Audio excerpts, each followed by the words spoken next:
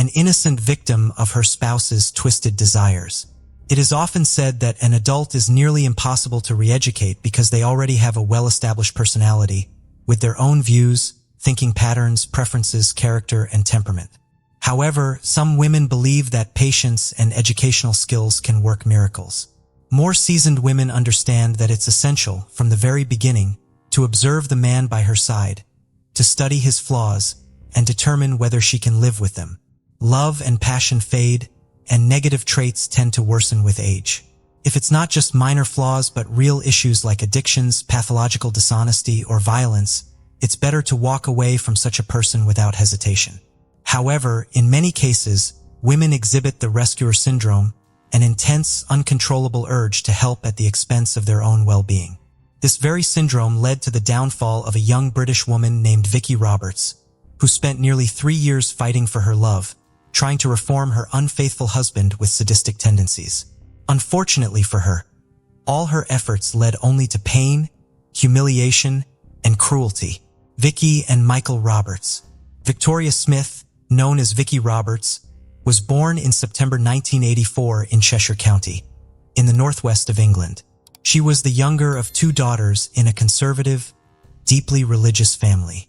Alongside her sister, she attended a Christian school, where she also pursued music and sang in the choir.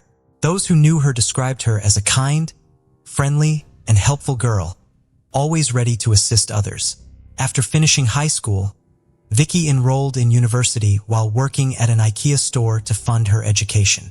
It was there that she met a young man named Michael Roberts, with whom she initially developed a friendly relationship. The new acquaintance was only a year older than Vicky. He also got a job at IKEA in parallel with his studies, and he also played sports, carefully watched himself, and was able to make a pleasant impression on others.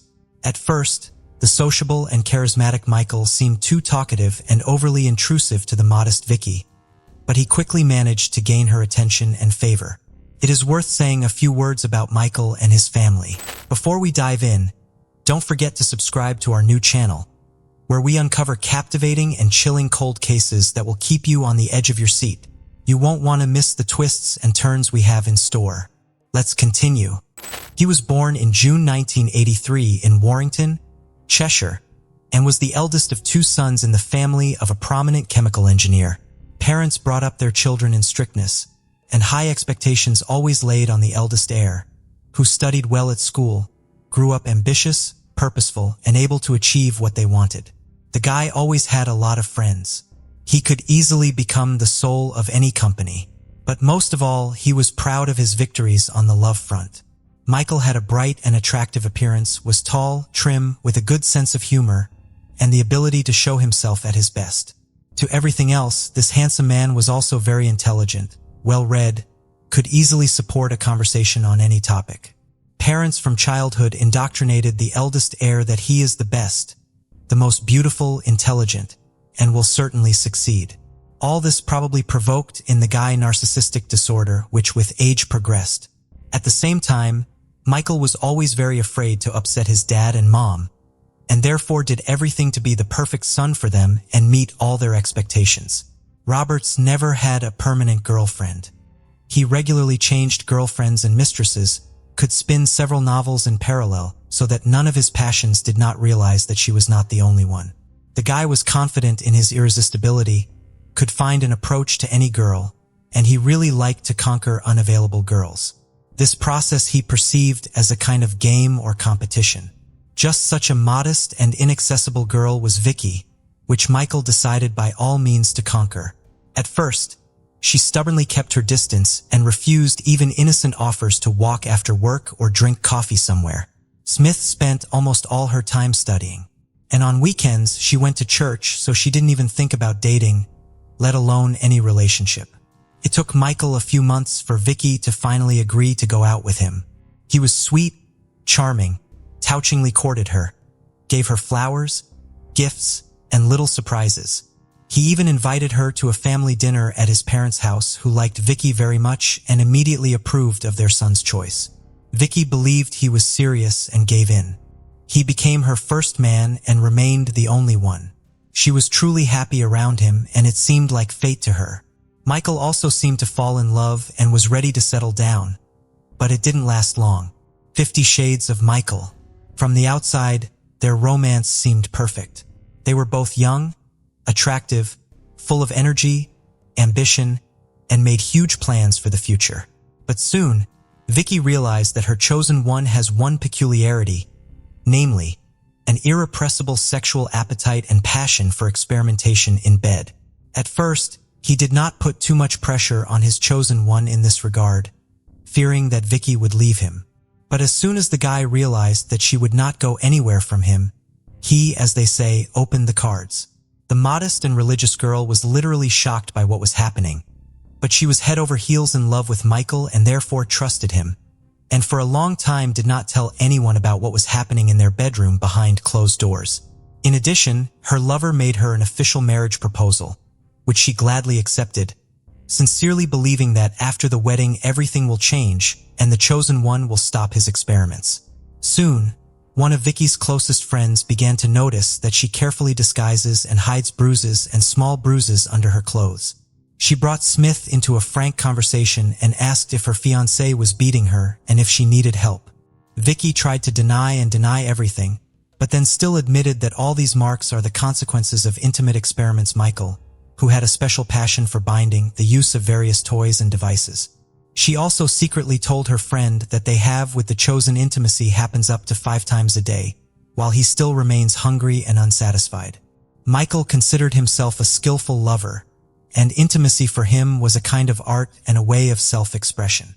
Sometimes he made concessions when Vicky refused to participate in some completely crazy and even dangerous experiments. But in most cases, he still managed to persuade the girl in love with him. Unplanned pregnancy. After defending her diploma, Vicky decided to change jobs and was soon hired as an account manager at a logistics company. Michael also quit IKEA and got a job as a sales consultant in one of the stores of a large retail chain selling phones, laptops, and other electronics. He almost immediately became one of the best employees because thanks to his charisma, communication, and persuasive skills, he always exceeded sales targets. Soon, the new young employee was promoted to senior salesman, and the management seriously considered his transfer to the main office. But before that, he had to undergo training and improve his qualifications. Michael enjoyed attending training sessions, going on business trips to London, and was very proud of himself. He seemed to have forgotten all about his young fiancée and only remembered when he needed intimacy. They didn't talk about each other. They hardly ever went anywhere together, and outside the bedroom, Vicky seemed to cease to exist for him.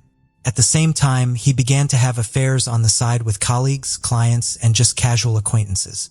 Michael was literally obsessed and addicted intimacy with different women, and constant new victories on the personal front were an important part of maintaining his self-esteem. At this time, Vicky discovered that she was pregnant and happily broke the news to her fiancé. They had already delayed the wedding, and it seemed to the girl that now Michael would hurry things up. But the news that he was going to be a father only made Michael angry and mad. He immediately began to insist that the child should be gotten rid of because they are still so young, and they have their whole life ahead of them, and with offspring can wait. Vicky was shocked by such words, but flatly refused to terminate the pregnancy. Then the groom decided to press her in another way. Michael began to convince the bride that such news will cause anger in her religious parents because their youngest favorite daughter lived with a man and got pregnant without being married. However, according to him, the termination of pregnancy will be hidden from everyone. And after the wedding, they will certainly have children. For Vicky, it was a difficult decision, but her chosen one had a few days later, she gave in to persuasion and went to the hospital. Unfortunately, it was not without complications. Vicky for a few days stayed in the hospital, and then it took her almost 3 weeks to recover her health. For all this period, the doctor categorically forbade her to have an intimate life, and Michael, learning about it, went into a rage. Then Vicky finally realized that he had mental problems and a real addiction to sexual contacts. Beloved literally went crazy without intimacy and began to leave the house every day, explaining it with urgent matters at work. Vicky guessed that he was looking for intimacy on the side, but sincerely hoped that everything would change once they got married, and she would help him get rid of this addiction. a loveless marriage, and an adult mistress. The engagement lasted almost 2 years, and the man, apparently, did not even intend to marry the chosen one because the current state of affairs suited him quite well. He had a fiancée who faithfully waited for him at home and fully served him in the household, and numerous mistresses on the side which he regularly changed. Vicky always took him at his word, and even if she found out about his cheating, she always forgave him as long as he promised that it was the last time and he would not do it again. The time passed. Vicky began to insist on marriage as she wanted a full-fledged family and children. Also, this question was increasingly raised by her parents. But most importantly, the wedding was insisted on by Michael's parents, whom he really did not want to upset. Modest and sweet Vicky, they liked them very much, and they considered her a great couple for their son and were constantly interested in when they will get married and make them happy with grandchildren. Not without the help of their parents, the couple organized a lavish wedding with a white dress, limousine, and a beautiful away ceremony. The newlyweds looked in love and happy. It seemed that they had a long life ahead of them, but hardly any of the relatives guessed about the dark side of the man with which his young chosen one was already so well acquainted. The newlyweds settled in a large and cozy house in the prestigious area of Warrington, not far from Robert's parents. Michael did not love his spouse. However, marriage made him normal in the eyes of relatives and others. Vicky never complained to anyone about his strange predilections and constant cheating, and he could continue to change mistresses like gloves. At work, he was quite successful, got another promotion, and was making good money. After being transferred to a new office, Michael's direct boss was a certain Carrie Hall, the head of administration at Phones for You. She was 10 years older than him, had been divorced for a long time, and was raising a son on her own. At the same time, Carrie was quite attractive, well-groomed, and as her position required, determined and strong-willed. For a long time, she did not pay any attention to the signs of attention that she was given by a young subordinate. However, for the guy, it became a kind of signal to action. He sought to achieve this woman, connecting all his natural charm and eloquence, and after about a month, Carrie reciprocated. Lovers began to meet regularly in hotel rooms, and their relationship the woman later described as turbulent, passionate, and full of experimentation. Carrie was a mature, self-confident woman. She was undoubtedly flattered by the attention of such a young man, and she was also not opposed to trying something new. So Michael could realize with her those fantasies which did not dare his modest wife. He constantly lied to his wife about being late at work, attending corporate trainings and the like, and told his mistress how unhappy he was in marriage, that this union was a mistake of youth, and said that he was ready to divorce, but his wife does not give him a divorce. This relationship with Carrie lasted more than a year. But since the woman had no illusions about Michael, she did not insist on divorce, and she was quite satisfied with their meetings in hotels, marks on the body, and dangerous games.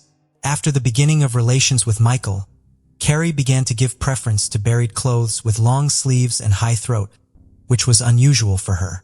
The woman was actively engaged in sports and always liked to show others her stunning figure, and here suddenly completely changed her style. Once, Hall admitted to her close friend that her lover loves to experiment in intimate terms, and sometimes these experiments go beyond reason.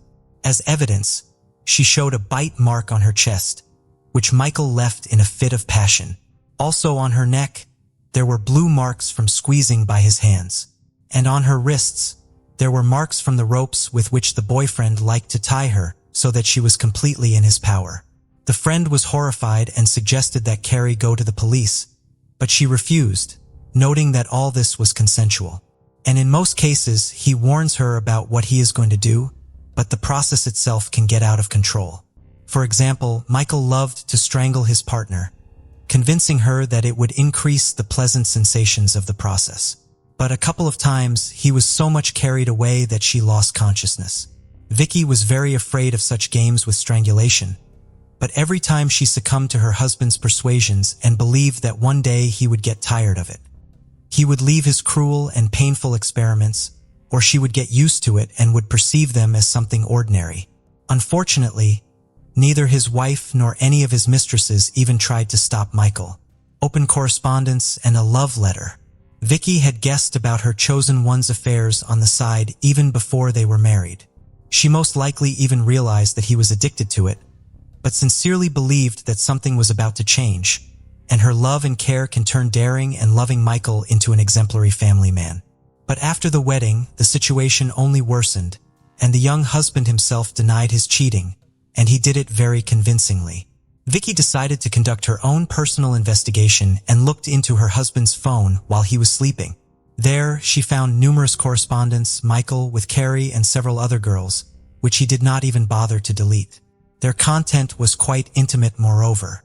With some girls, the guy exchanged explicit photos. This came as a shock to Vicky. She packed her things and decided to move in with her friend for a while. She did not tell her parents and sister anything about what was happening, afraid to upset them, so her family was sure that Vicky was happily married. Besides, religious relatives would have insisted on a divorce when they learned of her husband's infidelity. But after all, Vicky was in love and didn't want to break up with her husband. Leaving, she wrote Michael a touching letter in which she confessed her love for him and called the main man in her life. At the same time, she admitted that she knows about his cheating and does not want to put up with it and therefore leaves, but gives him time to think about it and will not yet file for divorce. She wrote it all by hand on paper and left it on the refrigerator with a magnet. Michael was not touched by the message or saddened by the departure of his wife, but he did not want to lose a quiet and submissive woman who always waited for him at home, fully served in the household, and tolerated any of his antics as well as peculiar predilections.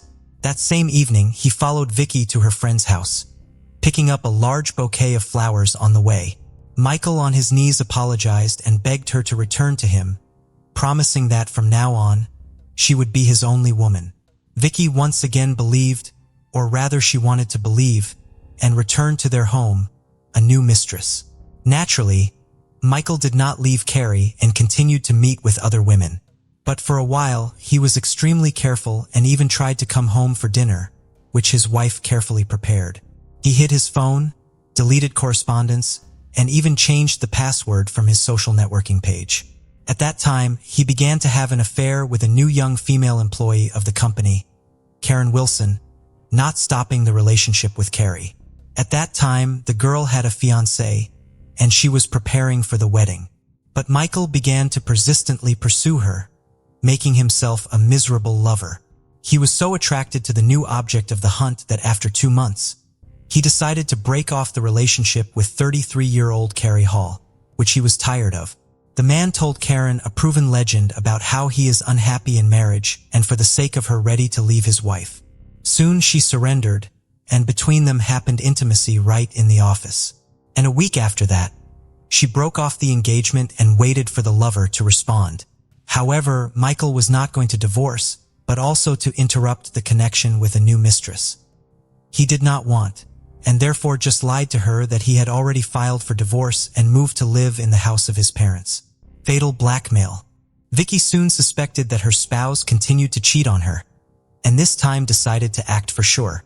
She took Michael's phone while he was in the shower, but could not find anything there because he had taken into account his previous mistakes and deleted all text messages. And on the page in the social network now had a different password. Then Vicky waited until her husband fell asleep and took his work laptop, which he always carried with him, and on which, as it turned out, he did not leave his account in the social network. There, Vicky found correspondences with an already new girlfriend in which her husband confessed his love to her, claimed that he was divorcing his wife and living with his parents. It was a real shock for her. She took screenshots of the love and intimate messages exchanged between the couple and saved them on her laptop so that she could have proof of her husband's infidelity. Vicky also looked in her husband's wallet where she found several folded checks for hotel rooms. In the morning, she presented all this to her spouse, and for the first time in their entire time together, she gave him a scandal. Michael was discouraged. He tried to apologize again and promised that it would not happen again. But Vicky suddenly said that she would tell his parents about everything, hoping that they would be able to talk some sense into him since she could not do it. Michael was literally mad from such threats. He did not want his parents to know anything and slapped his wife. Then Vicky got up and said that she would go to them immediately and then headed for the door. Her spouse caught up with her, hit her twice in the head with a heavy jewelry box he grabbed from the dressing table. And after she lost consciousness, he squeezed her throat with his hands until she stopped breathing. The man felt no pity or remorse. He wrapped the body in a blanket and packed it into several large garbage bags, and then carried the gruesome bundle into his garage. Michael then quickly cleaned up the house, packed and removed most of his wife's belongings, and immediately called Karen, whom he invited over. They had dinner, had fun in the house, where a couple of hours ago Roberts killed his own wife and then made love in the bedroom, where in fact everything happened. Ran off with her lover? The very next day, Michael informed his parents that his wife left him having run away with another man. To do this, he personally went to their home and literally sobbed on his mother's shoulder, showing her messages from his wife, which he himself sent from Vicky's phone. The messages said that she had fallen out of love with him, met another man, and decided to live with him. Parents, as they could, consoled their son and sincerely bewildered how their sweet, kind, and religious daughter-in-law could do such a thing. In parallel with the phone of the deceased, Michael sent messages and her parents, which said that she fell in love with another, left with him, and asked for now not to bother her and give time. Naturally, the couple Smith immediately rushed to call their daughter to find out everything and hear her explanations. But the calls were constantly rejected, and in response only came messages asking to give her time. This seemed very strange to Vicky's parents, and they went to Michael's house to talk to him. But his story only raised more questions and doubts. And after they found out that Vicky was not showing up for work without saying anything to anyone, they decided to go to the police. An investigation, a gruesome discovery, and an escape. On the December 1st, 2009, Michael bought a shovel, several meters of rope, as well as rags and detergents from a hardware store. However, he did not manage to get rid of the body because on the same day the police visited him at home. Then the police could not find anything suspicious. But Michael's behavior and story raised a lot of questions and doubts. However, the strangest thing was that they did not pay attention to the huge package corner of the garage during the inspection. In the house, there were no clothes, documents, and personal belongings of the missing woman, which could indicate that she had left. But Vicky's laptop was in the bedroom, and the police seized it for inspection. There, they found screenshots of Michael's correspondence with his mistresses, which Vicky had saved, and then decided to make a geolocation request of Vicky's cell phone, from which regularly came messages to her husband and relatives. And then it turned out that the phone had been in her and Michael's marital home all along. After that, law enforcers again visited the house of Roberts and conducted a more thorough search, finally unwrapping a strange package in the garage. The find shocked everyone present, but then it was discovered that Michael, who had been walking with the police all this time, disappeared somewhere right under their noses. He took with him a wallet with cash so that several days he managed to hide without giving himself away, arrest, trial, and conviction. When the money ran out, Michael came to one of his mistresses whose name was Lavinia Tolley and asked to live in her house for a while. In the evening, the girl heard from the news that her lover was wanted on charges of murdering his wife and immediately, without hesitation, reported to the police about his whereabouts. At the time of his arrest, Michael was crying and said he was innocent of anything. The man insisted that his spouse died during their intimate games when she asked to strangle her with a rope belt, and he overdid it. However, forensic experts found that firstly, the woman was strangled with her bare hands. Secondly, she was attacked from the back. And thirdly, there are 2 extensive hematomas on her head received during her lifetime, which can definitely have nothing to do with intimate relations. The trial of the perpetrator began in January 2010. The defendant kept insisting that his wife's death was the result of an accident and hoped for leniency. However, the autopsy results presented by experts proved that the man in cold blood hit his wife twice on the head and then strangled her and hid the body in the garage. Michael Roberts was found guilty of first-degree murder and sentenced to life in prison. A Paradise Beach turned into a death track for lovers. It is believed that an investigation on the heels of a crime is the most effective and often leads to success. The methodology itself implies immediate response, operational collection of evidence, and questioning of witnesses, which significantly increases the chances of quickly solving the case and holding the guilty accountable. However, If it is not possible to identify the perpetrator, the investigation can drag on for years and even decades until the criminal case is frozen and transferred to the archive after the statute of limitations expires.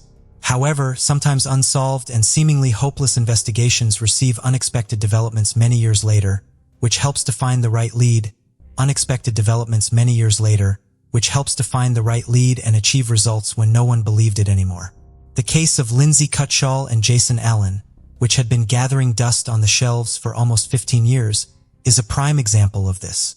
At the time, it was not possible to solve it despite the operational actions of the investigative team and the high reward offered for any information. The main problem was the lack of motive for such a brutal act against the loving couple. In addition to this, it was not possible to find any witnesses, murder weapons, or any significant clues. It was a typical dead end, and no one hoped that the truth would ever be discovered. However, a decade and a half later, solving this case was helped by another brutal crime. It also turned out that at least 4 people knew what had happened. But all these years, they remained silent. Who were Lindsay Cutshall and Jason Allen? Lindsay Cutshall was born in the small town of White Eyes in Coshocton County, Ohio in 1982. She grew up in a very religious family, and her father was a pastor of a Christian community. Despite a strict upbringing from childhood, she was very active, engaged in sports, and later became interested in hiking and extreme tourism. After finishing school, Lindsay became a student at Appalachian Bible College in West Virginia. During those years, she regularly climbed mountains of various difficulty levels, rafted down turbulent mountain rivers, and even organized hikes herself. The young woman dreamed of founding her own summer camp for children and teenagers, where she could teach them the basics of survival in the wild, rafting, tourism, and so on. Jason Allen was born in the city of Zeeland in the American state of Michigan in 1978. He also grew up in a deeply religious family and from a teenage age was seriously interested in hiking tours, mastering survival in the wild. The young man was tall, athletic, toned, possessed leadership qualities, and was able to find like-minded people to conquer new heights. The couple met in February 2002 during a hiking trip in the Appalachians. At that time, Lindsay was still a student, while Jason worked as a mountain guide and climbing instructor. The young people immediately felt mutual sympathy, and just 6 months after their first meeting, the young man came to the girl's parents and asked for their daughter's hand in marriage. Her parents were not opposed and gave their blessing to the lovers. The young man's parents also approved of his choice, after which the couple was officially engaged. Allen presented the young woman with a beautiful diamond ring for this occasion, which was soon to be complemented by another, an engagement ring. The young couple planned to get married in September 2004, had big plans for their future together, and wanted to buy their own large house where they could live comfortably and raise their children. Unfortunately, these plans were not meant to come true. The final trip. In February, Lindsay and Jason worked as senior counselors at a Christian summer camp called Rock and Water, located in El Dorado County, California. After their wedding, they planned to open their own similar camp, so they were gaining experience and learning the nuances of working with the younger generation. On the evening of Friday, August 14th of that year, the couple decided to take a weekend trip to the San Francisco area. They informed their colleagues of their plans in advance, leaving 2 of the most experienced counselors in charge of the camp. Lindsay and Jason promised to return by Monday, so their short journey was expected to cause no complications either for the couple or for their temporary replacements. They set off in a 1992 red Ford Tempo owned by Lindsay, and that was the last time anyone saw them alive. By Sunday evening, the counselors had not returned to the camp, but no alarm was raised then as everyone was confident that the couple would arrive either late at night or early Monday morning. However, when it was discovered after the morning roll call at 8 a.m. that Jason and Lindsay were still missing and their phones were unreachable, their colleagues decided to contact the police and also inform the missing couple's families about the situation. The parents, horrified upon hearing the news, rushed to the camp to learn more about the incident. Everyone knew that the couple was very responsible in their duties. They were never late, and if any unforeseen circumstances had occurred, they would have found a way to communicate the challenging search. Upon arrival at the camp, law enforcement officials interviewed the couple's colleagues, and the investigation immediately encountered a serious problem. No one could precisely say where the young couple had gone. It was only known that they planned to explore around San Francisco, and given their great love for adventure and extreme leisure, they could be in the most remote corners where there was neither communication nor civilization. While the police waited the legally mandated 2 days during which the missing were expected to report themselves, relatives and friends decided not to just sit back, but to organize a search themselves. They called everyone they knew, trying to find out when the couple last made contact with anyone, distributed flyers with photos of the bride and groom, and requested anyone who might have seen them to respond immediately. By Tuesday, law enforcement had joined the search operation. The main search unfolded around San Francisco, its suburbs, and surroundings. However, the area was vast, and it was simply not possible to thoroughly comb through it. Then one of the friends noted that the couple loved the wild, rocky beaches that were always beautiful and secluded, prompting the police to focus on these areas. Bodies in sleeping bags. For several days, the search yielded no results, and the hope of finding the couple alive was diminishing rapidly. Then on Wednesday, August 19th, a patrol helicopter flying over one of the rocky wild beaches reported that 2 bodies were found in sleeping bags on the desolate coast, and it seemed unlikely they were just resting there. The first thing police encountered upon arriving at the scene was a red Ford Tempo parked on a cliff near a lookout point in a small shelter for tourists, from which a steep trail led directly to the scenic wild beach. The car was immediately checked in the database and found to belong to the missing student, Lindsay Cutshall. Descending the trail to the beach, law enforcement found 2 bright sleeping bags containing individuals. At first, it might have seemed they were merely sleeping, but no response came to calls or noise. Approaching closer, the officers saw that the sleeping bags contained a young man and woman, both showing no signs of life. A brief initial examination suggested that their lives had been taken by gunshot wounds to the head. And given the distinctive smell of decomposition, they had been there for more than a day.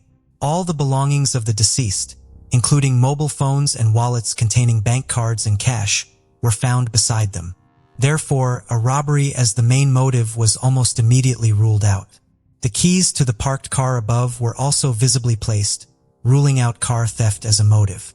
Investigators immediately suspected that the deceased were the same young people who had gone missing last week near San Francisco.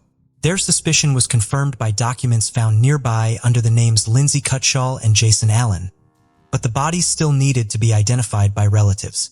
The arriving parents of the couple, who had hoped until the last that the remains belonged to someone else, were devastated by grief upon recognizing their children, investigation, and initial theories. Thus, theories involving robbery or an attempted carjacking were dismissed since all valuables, money, and keys were left untouched in plain sight. Moreover, forensic analysis revealed no signs of physical assault or intimate assault on the bodies, except for the gunshot wounds to the head. It appeared that Lindsay and Jason were simply sleeping peacefully at the time of the incident and did not have a chance to react. They made no attempt to defend themselves, flee, or even get out of their sleeping bags. Everything pointed to a swift act that resembled an execution or vendetta. But who could have taken the lives of 2 individuals in such a brutal manner, and why? The questions multiplied, but no answers were forthcoming. There were no signs that anyone else had stayed in the area. The beach was quite secluded, and accessing it via the steep trail was challenging. Despite efforts, no shell casings were found nearby, leading investigators to theorize that the shooter either took them or threw them into the ocean. The shots had been fired at close range into the heads of the sleeping tourists indicated by specific traces, so the casings, if not deliberately moved, would have been nearby. Interestingly, the beach appeared quite clean, yet a few meters from where the sleeping bags with the bodies were found, an empty beer bottle lay. The deceased did not drink alcohol as they led a healthy lifestyle, suggesting the bottle might belong to the mysterious shooter. This particular brand of beer was rarely found in the area and likely came from a neighboring state. As no other clues were found, this bottle was considered a significant lead, although it was unclear whether it had any connection to the shooter or the crime. A theory was proposed that the deceased might have had a conflict with someone the day before the tragedy, and their opponent returned at night with a weapon to settle the score. Although Jason and Lindsay were very friendly with everyone, it was not excluded that they might have inadvertently displeased someone either in appearance or for some other reason. Additionally, the shooter could have been intoxicated or mentally unstable. From the bullets extracted from the victim's skulls, experts determined they were fired from a Marlin brand rifle, .45 caliber, model 1894, produced by Marlin Firearms Company. This was a rare weapon that might have been part of a collector's arsenal. Such models were typically used for hunting. This clue was significant for the ongoing investigation, but it remained the only one for the time being. Investigators speculated that the shooter was likely a male acting alone. He could have been a hunter, collector, or firearm enthusiast. The couple's route, search, and witness interviews. The investigation now aimed to establish the route the couple had taken, who they might have contacted, and when they were last seen alive. The first task presented few issues as the couple had taken numerous photos, and their camera remained untouched among their personal belongings. Additionally, in the tourist cabin near the lookout point where they parked their car, there was a guest book where visitors could leave notes. The engaged couple had written a couple of entries expressing that it was one of the best weekends of their lives, filled with love, happiness, and the discovery of perhaps the most beautiful beach they had ever seen. It was discovered that on Saturday, the couple had stopped at a fishing pier about 20 miles from where their lives were ultimately taken.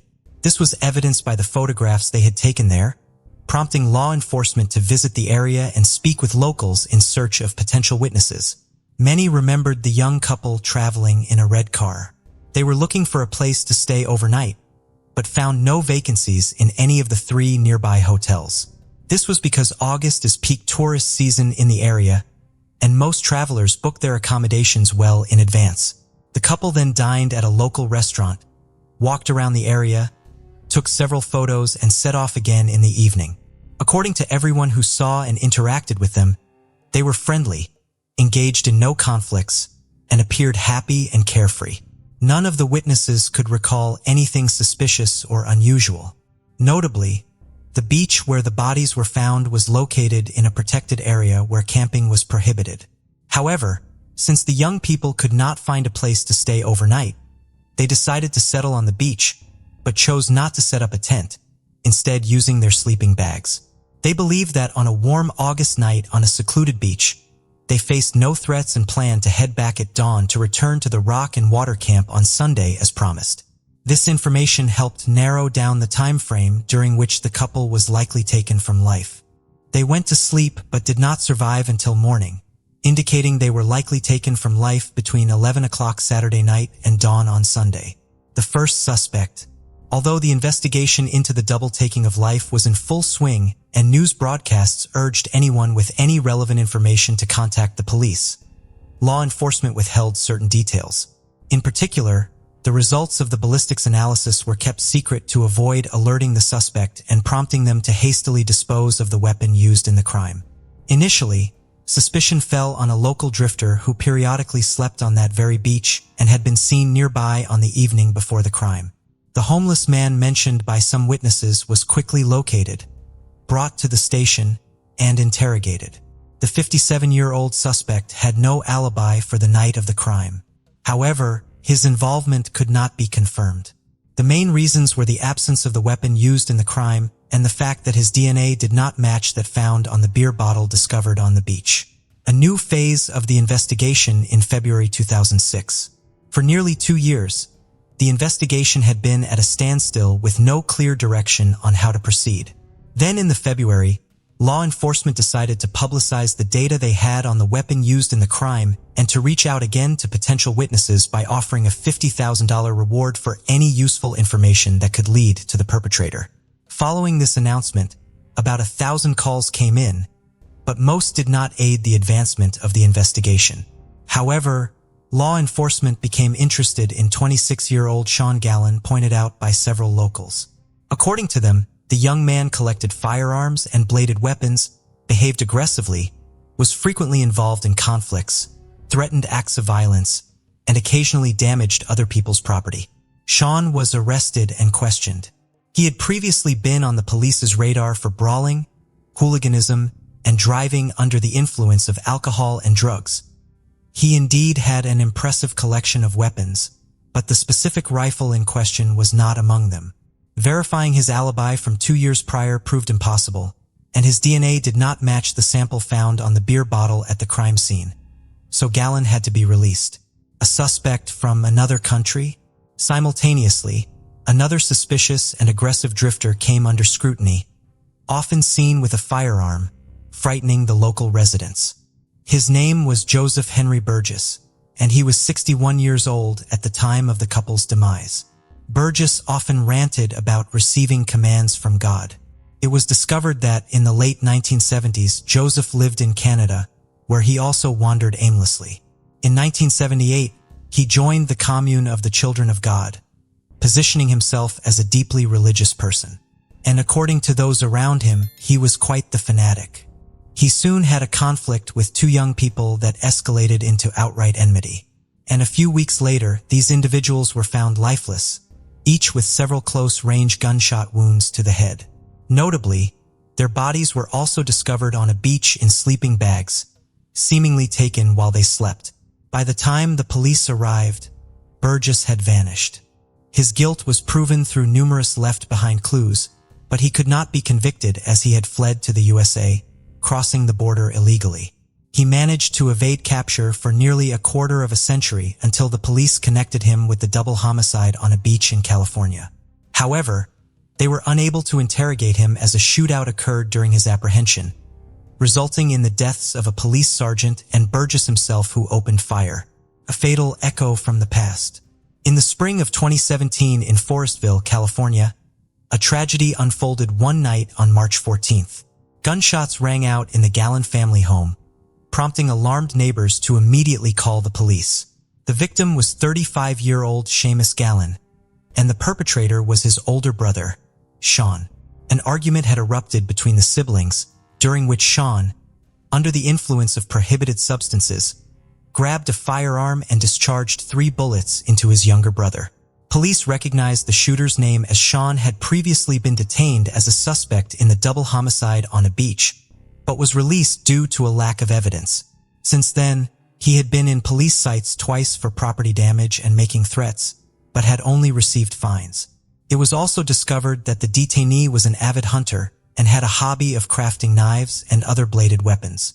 Those around him described him as antisocial, aggressive, and unpredictable. After taking his brother's life, Sean attempted to flee but was almost immediately apprehended. Law enforcement then decided to thoroughly reinvestigate this man's potential involvement in a couple's perpetration from 13 years prior. His personal social media page revealed much, where he posted pictures of his substantial weapon collection and discussed supposed telepathic and extrasensory abilities. According to his posts, he believed he was on a special mission, receiving assignments from space. This seemed like delusions of a disturbed mind, and police suspected Sean indeed had serious mental disorders. He stubbornly refused to cooperate with the investigation, spoke nonsensically, and insisted on his innocence. However, when detectives checked the personal messages on his deceased brother's page, they found something intriguing. Back in February 2006, when a $50,000 reward was offered for information on the double homicide case, Sean's former girlfriend had messaged Seamus, suggesting she could claim the reward by turning in her ex-boyfriend. They both knew everything but kept silent. Unfortunately, questioning either was no longer possible since the brother had been shot and the woman had died in a car accident 2 years earlier. An unexpected confession. Initially, Sean denied any involvement and refused to speak, but when shown the printouts of the messages between his former girlfriend and his brother, he surprisingly confessed and began to give a detailed account. His narrative not only surprised, but shocked law enforcement. Despite more than 13 years passing since the double homicide, Gowan remembered the details of that night vividly. That evening, he had left his house with a Marlin rifle, intending to hunt in a wooded area. He aimlessly wandered for a couple of hours before descending a trail to a wild beach, which he claimed was a spot to encounter boars. As he walked along the shore, he spotted 2 bright sleeping bags. Approaching closer, he discovered a young man and woman sound asleep inside. He stood watching them for several minutes, then suddenly heard voices in his head commanding him to end their lives. Sean claimed this was the mission from space he could not ignore. He placed the barrel of his rifle almost against the young man's head and pulled the trigger. The sound woke the young woman, but before she could comprehend the situation, a second shot ended her life as well. He decided to collect the casings and carried them away in a beer can he had emptied while descending to the beach. Later, according to him, he tossed the can into some bushes in his father's backyard, where he went to give the rifle to his father and asked him to hide it. His elderly father asked no questions and simply buried the weapon in the dirt floor of the cellar in his old barn. Remarkably, Sean's claims were verified. The rifle was found at the site of the now collapsed barn, and the beer can with the casing still rested in the overgrown bushes in the backyard. The fact that the murderer's father had passed away in February 2009 and his property had since fallen into disrepair and abandonment helped preserve these items.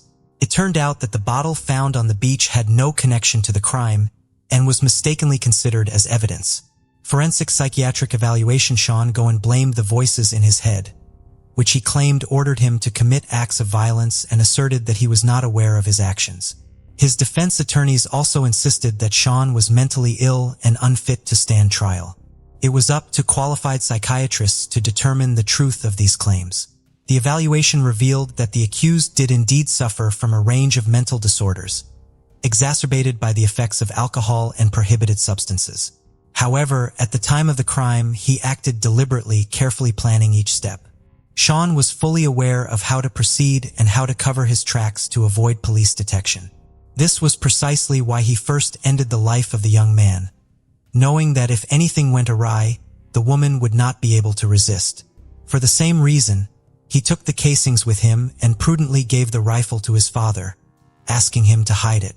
According to the psychiatrists, although Gallen had mental deviations, he was competent to stand trial and be held accountable for his actions. What was surprising in this complex case was that his parents, brother, and former girlfriend knew or at least suspected that he had committed the double homicide, yet none of them had turned him over to the police. Trial and sentence.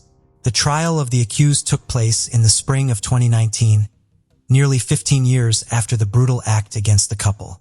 On June 17th of that year, Sean Gallen was sentenced to 2 consecutive life terms without the possibility of parole, plus an additional 94 years for the end of his own brother's life in 2017.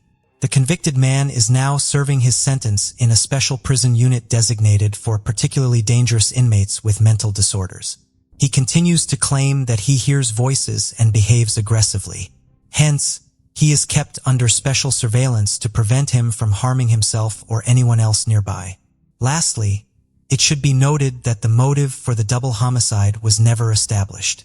Sean simply saw the couple sleeping on the beach and decided to end their lives. This case is of India's first famous perfume expert, Monica Good.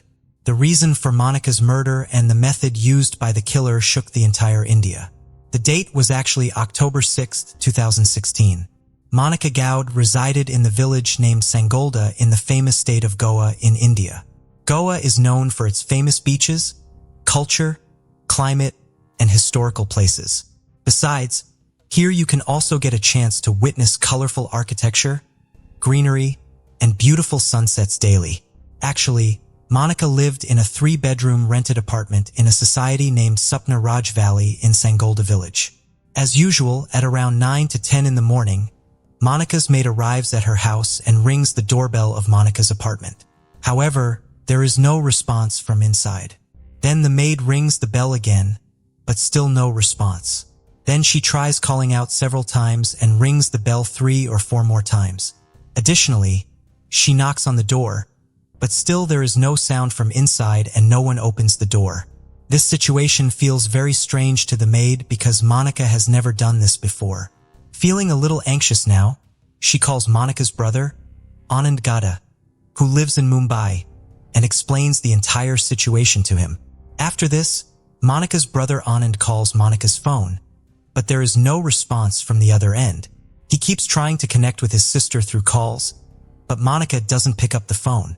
After that, Anand calls Monica's neighbor who lived in the adjacent apartment, and Monica had also left a duplicate key to her.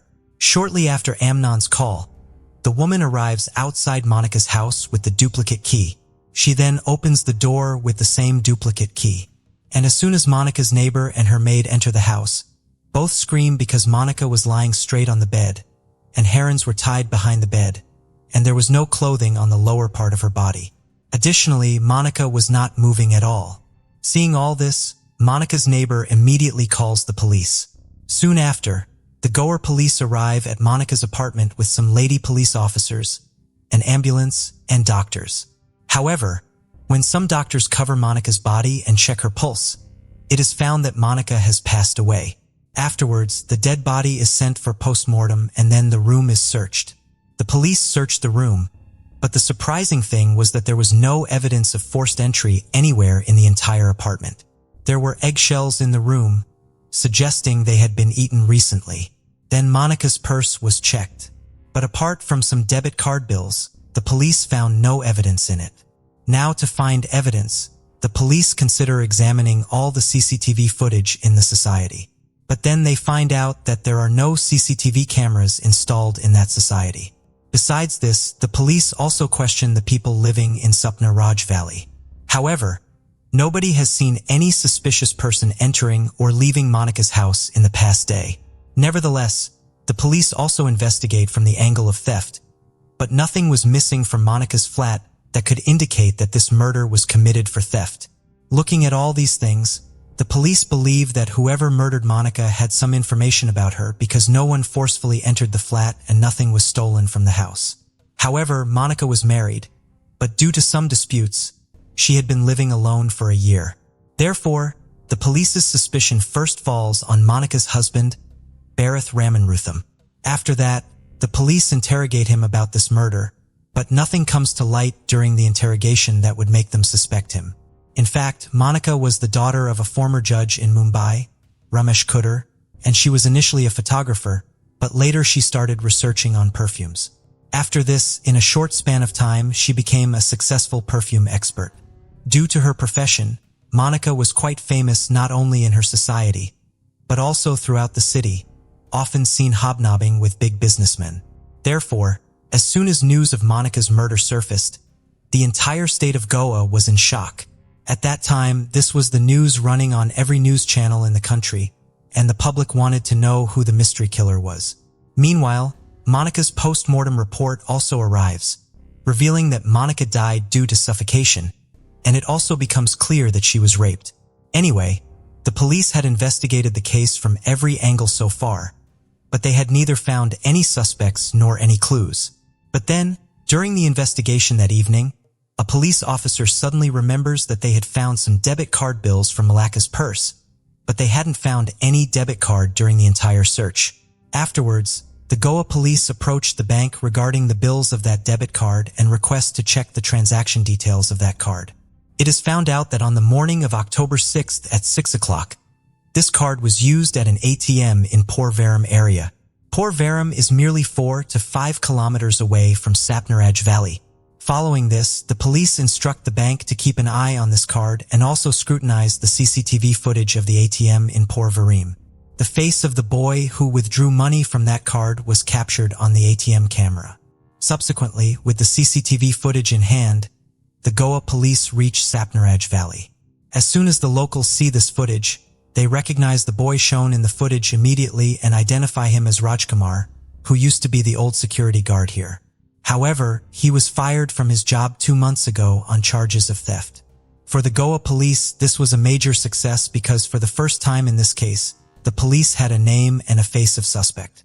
Now when the police check Rajkumar's background, they find out that Rajkumar, 21, is from Bathinda city in Punjab state, and there have been several theft cases registered against him before. The police had all the information about Rajkumar, but the challenge now was how to catch him. So to catch Rajkumar, the Goa police started waiting for the next transaction from Monica's debit card. Some time passes and suddenly the police find out that recently, some money has been withdrawn from an ATM in Bangalore city using this card. Let us tell you that Bangalore city is about 370 miles away from Sangolda village. Upon seeing this, the Goa police immediately spring into action and contact the Bangalore city police. After that, Bangalore police checked the CCTV footage of that ATM, and Rajkumar's face was clearly visible in the footage of that ATM as well. Following this, Bangalore police took Rajkumar's photo and began questioning all hotels and lodges around that ATM. After a while, a man at the reception of one hotel recognizes Rajkumar's photo and says, "Yes, a man with this face is staying in our hotel, but he has gone out for some work right now." Afterwards, some police officers dressed in civilian clothes stand outside the same hotel waiting for Rajkumar to arrive. But as soon as Rajkumar returns to the hotel after a while, the police officers recognize him and apprehend him. Now, because the police officers were in civilian clothes, Rajkumar doesn't even recognize them. And just like that, on October 8, 2016, 2 days after Marika's murder, Rajkumar is arrested from a hotel in Bangalore. Then Goa police are contacted. Afterwards, the Goa police arrive in Bangalore and take Rajkumar to Goa with transit remand from the court. Now the interrogation begins. And due to the firm questioning by the police, Rajkumar admits to killing Monica. When the police ask him why he did it, he narrates his entire story to the police, and the story goes something like this. Actually, in the month of June, 39-year-old Monica decides to shift to Goa for her perfume business, for which Monica starts looking for a rented flat. And on June 7, 2016, she reaches Sapna Raj Valley to see a flat. At the society's gate, Monica meets security guard Rajkumar. And the society's management had already called Rajkumar beforehand, informing him that a woman would come to see a flat, so show her the flat. Afterwards, Rajkumar shows Monica the flat, and after seeing it, Monica leaves from there. But what happens here is that during showing the flat, Rajkumar falls in love with Monica unilaterally. Now, day and night, he kept thinking only about Monica. About 4 to 5 days pass like this, and then one day, Rajkumar becomes very happy because that day Monica had come to shift to Sapna Valley with her belongings. After that, Monica tells Rajkumar that the flat he showed her, he has taken that flat. Now, because Rajkumar was very happy, he himself, with the help of 2 people, delivers Monica's belongings to her apartment. Rajkumar does this because he wanted to see Monica repeatedly. But because he was a security guard, he didn't get many chances to see and meet Monica. But then one day, an idea comes to his mind, and he goes to his manager and says that he wants to do the cleaning and maintenance work of the society's cars along with his duty because he is in desperate need of money. After hearing Rajkumar's need, the manager also agrees to his proposal because he thinks that this way Rajkumar will earn some extra money, and the needs of the people living in the society will also be fulfilled. However, Rajkumar had something else in his mind. And after this, he goes straight to Monica's apartment. After that, he tells Monica that now he can also clean her car, but it will cost her some extra money. Monica also agrees to this because she didn't have enough time to do household chores while handling her business. Now Rajkumar started cleaning Monica's car and would use the pretext of exchanging keys to also visit Monica's apartment, where he would see Monica 3 or 4 times a day. But it was due to the cleaning of this very car that one day Rajkumar loses his job. It so happened that one day, Monica's umbrella went missing from this car. Monica asks Rajkumar about it, but he says he didn't see any umbrella in the car. After this, Monica complains to the society management and says that today, not only my umbrella, but many other persons' things have gone missing just like before. If such incidents continue to happen in the society, it will tarnish its reputation. Now, after hearing Monica's complaint, the society management takes this matter seriously and begins an investigation. It is then found out that only Rajkumar used to open Monica's car for cleaning besides Monica herself. After that, a search is conducted in the guardroom where Rajkumar used to stay, and Monica's umbrella is also recovered from there. Now, since thefts were already a concern in society, after Monica's umbrella is found, suspicion falls entirely on Rajkumar. As a result, on July 22, 2016, Rajkumar is dismissed from his job on theft charges. From here, the story takes a new turn. While Rajkumar had deeply loved Monica before, now he starts to harbor a significant amount of hatred towards her. However, after being dismissed from his job, Rajkumar leaves and starts working as a laborer in the Ponda area of Goa. But even there, he only works for a few days. During this time, He meets Monica twice and asks her to withdraw the theft complaint, but Monica flatly refuses. Now hearing this, Rajkumar gets even angrier, but he couldn't do anything at that moment. After that, Rajkumar arrives in Chennai in search of a job, then goes to Mumbai from there, and finally spends some time working in Pune city. Everywhere, Rajkumar earns his living by doing odd jobs. But when he doesn't find any decent job anywhere, he returns to Goa on the October 2nd, 2016.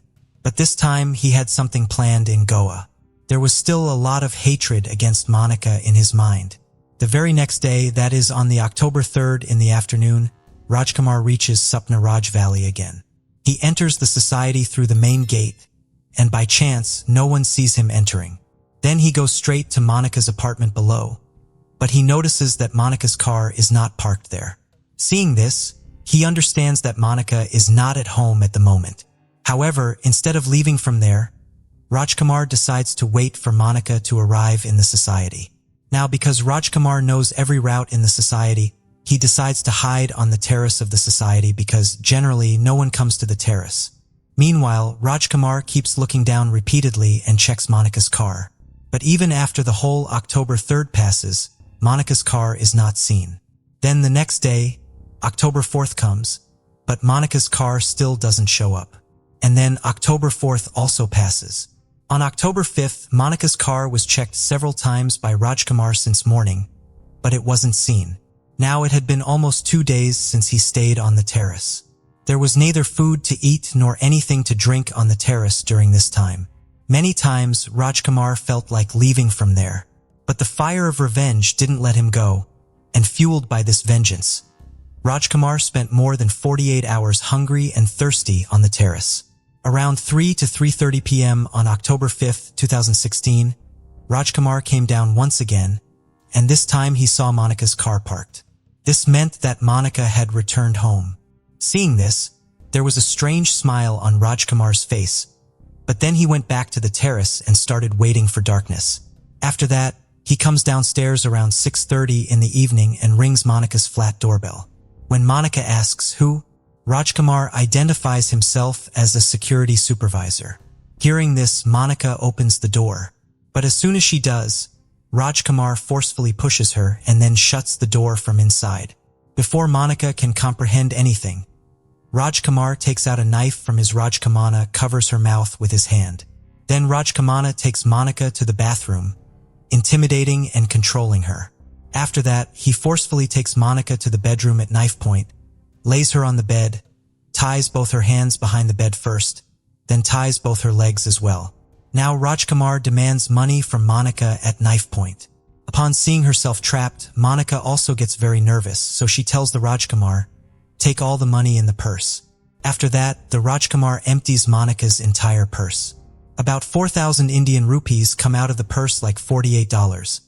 But the Rajkumar's desire is not satisfied with that, and he asks Monica for more money. So Monica says, "I only have this much money right now. If you need more money, I have a debit card. Take it and withdraw money from the ATM." The Rajkumar didn't know how to use a debit card. Still, he learns from Monica how to use it. So systematically, Monica tells him the way to withdraw money, how to insert the card into the ATM machine, then select the language and then leave her and go from here. Then she will complain to the police and Rajkumar will be caught through the location of the debit card. But Rajkumar takes the money and card and puts a cloth in Monica's mouth. After doing all this, he now knew that Monica could not do anything. So he leaves from there with great confidence and then goes to the kitchen. He takes out water from the fridge, boils the eggs, eats them with great ease, and there was no hurry for him. He was eating and drinking with great comfort because he knew that Monica lived alone in that flat. Now, he also takes out ice cream from the fridge and eats it. Besides, he also eats chocolate, meaning that all the hunger and thirst he had been suffering for 2 days on the terrace is satisfied now. It was around 12 o'clock at night by all this. When his stomach is full again, he returns to Monica. He takes her phone, although it was locked, but Rajkumar's unlock it by forcing Monica. Then Rajkumar's opens an adult site on her phone and forcibly shows her 3 adult videos. Feeling all this, Monica becomes even more anxious because she realized that Rajkumar's was not going to let her go now. Then Rajkumar unties the rope from Monica's legs and removes all the clothes from her waist down. Then he fulfills his desire that had been in his mind since the first day he saw Monica. It was nearly 2 a.m. in the morning by now, and Rajkumar had been in Monica's apartment for almost 8 hours when Rajkumar's desire was filled. He gets nervous for the first time when the question arises in his mind whether Monica knows him well. And if he leaves Monica alive, she will tell the police about it, and then the Rajkumar will be punished. So the prince lifted a pillow from the same bed and began to suffocate Monica's mouth and kept pressing until she died. Then the Rajkumar got up from there comfortably and went to the bathroom again. After that, Rajkumar shaved his beard. Then he bathed. And at 3:30 a.m. on October 6, 2016, in the darkness, he sneaked out of the Supna Valley stealthily. Then at 6 a.m. after withdrawing money from the ATM, he went to Bangalore where the police arrested him. After hearing the entire story, all the police officers were quite surprised. After that, the Goa police gathers all the evidence against Rajkumar. Then on January 6, 2017, a 228-page charge sheet is present in court, charging murder, rape, and robbery. However, the trial of this case is still ongoing. Let's see when the criminal will be punished. If there is any update in this case, we will update you through the channel's community post. So friends, this was the complete story of the Monica Gurd murder case. Arnie F. Hopkins was born on June 30th, 1928. During World War II, he served in the United States Air Force. In January 1982, he was sworn in as a deputy sheriff for Livingston County, Kentucky. Sadly, his career in public service would end in tragedy. September 9th, 1984, fell on a Sunday. On that night, Deputy Hopkins was out on patrol near Smithland, Kentucky.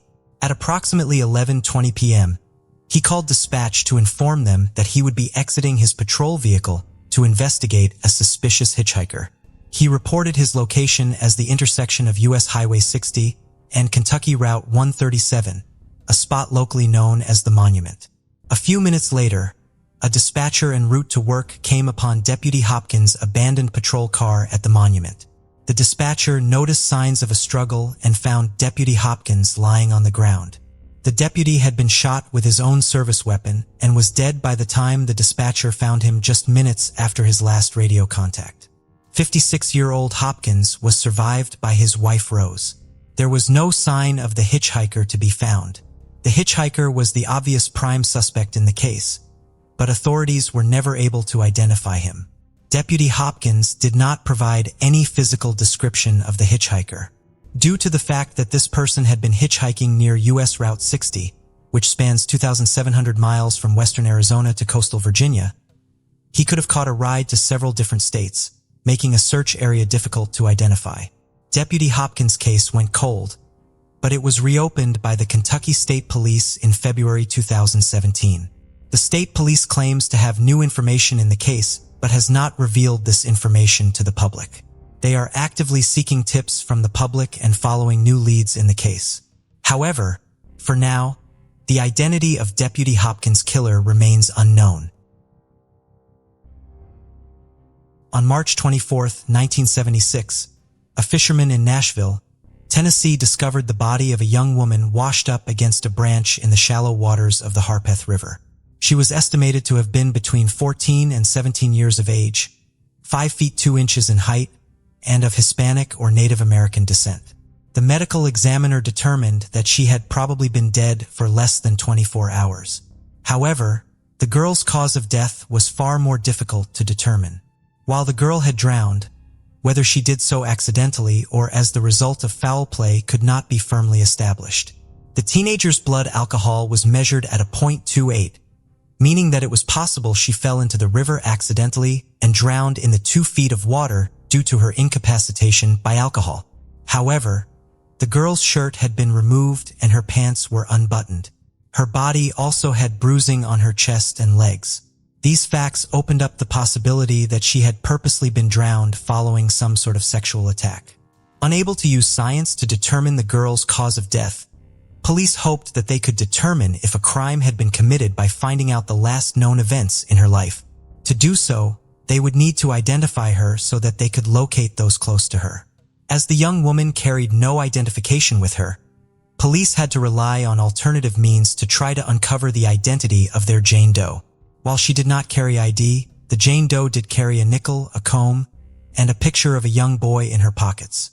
The photograph would be the key to getting the most information police have about the Jane Doe. The photograph of a young blonde boy had the name Little Charlie written on the front. On the back was written a phone number. Police assumed that Little Charlie was the boy in the photo. However, when they called the phone number on the back of the photo, they discovered that Little Charlie was really a 24-year-old man from East Nashville. Charles Moore lived with his father, also named Charles, and the two went by Little Charlie and Big Charlie respectively to distinguish them from one another. When he spoke to police, he was able to tell them how his number had ended up on the back of the picture of the boy. On March 15, 1976, 9 days before Jane Doe's body was discovered, Moore had been traveling southeast on Interstate 24 with his brother-in-law, Milton Collins. The two men came across two female hitchhikers and offered them a ride. According to Moore, one of these hitchhikers matched Jane Doe's description. She called herself either Sherry or Cheryl. The other one was a thin young woman with dirty blonde hair and wire-rimmed glasses. The two young women told Moore and Collins that they had run away from a treatment center in Minnesota, where the future Jane Doe was being treated for substance abuse and the blonde woman was being treated for suicidal ideation. The two said they were on their way to Haines City, Florida, where the blonde woman's husband and son lived. Moore gave the hitchhikers his phone number in case they were ever passing through Nashville again. The only piece of paper any of the four people in the truck had was a photograph of the blonde woman's son, so he wrote the phone number on the back of it. Moore told police that he and his brother-in-law dropped the two hitchhikers off roughly 85 miles southeast of Nashville. The last time he saw them, they were getting into another vehicle and continuing on to the southeast.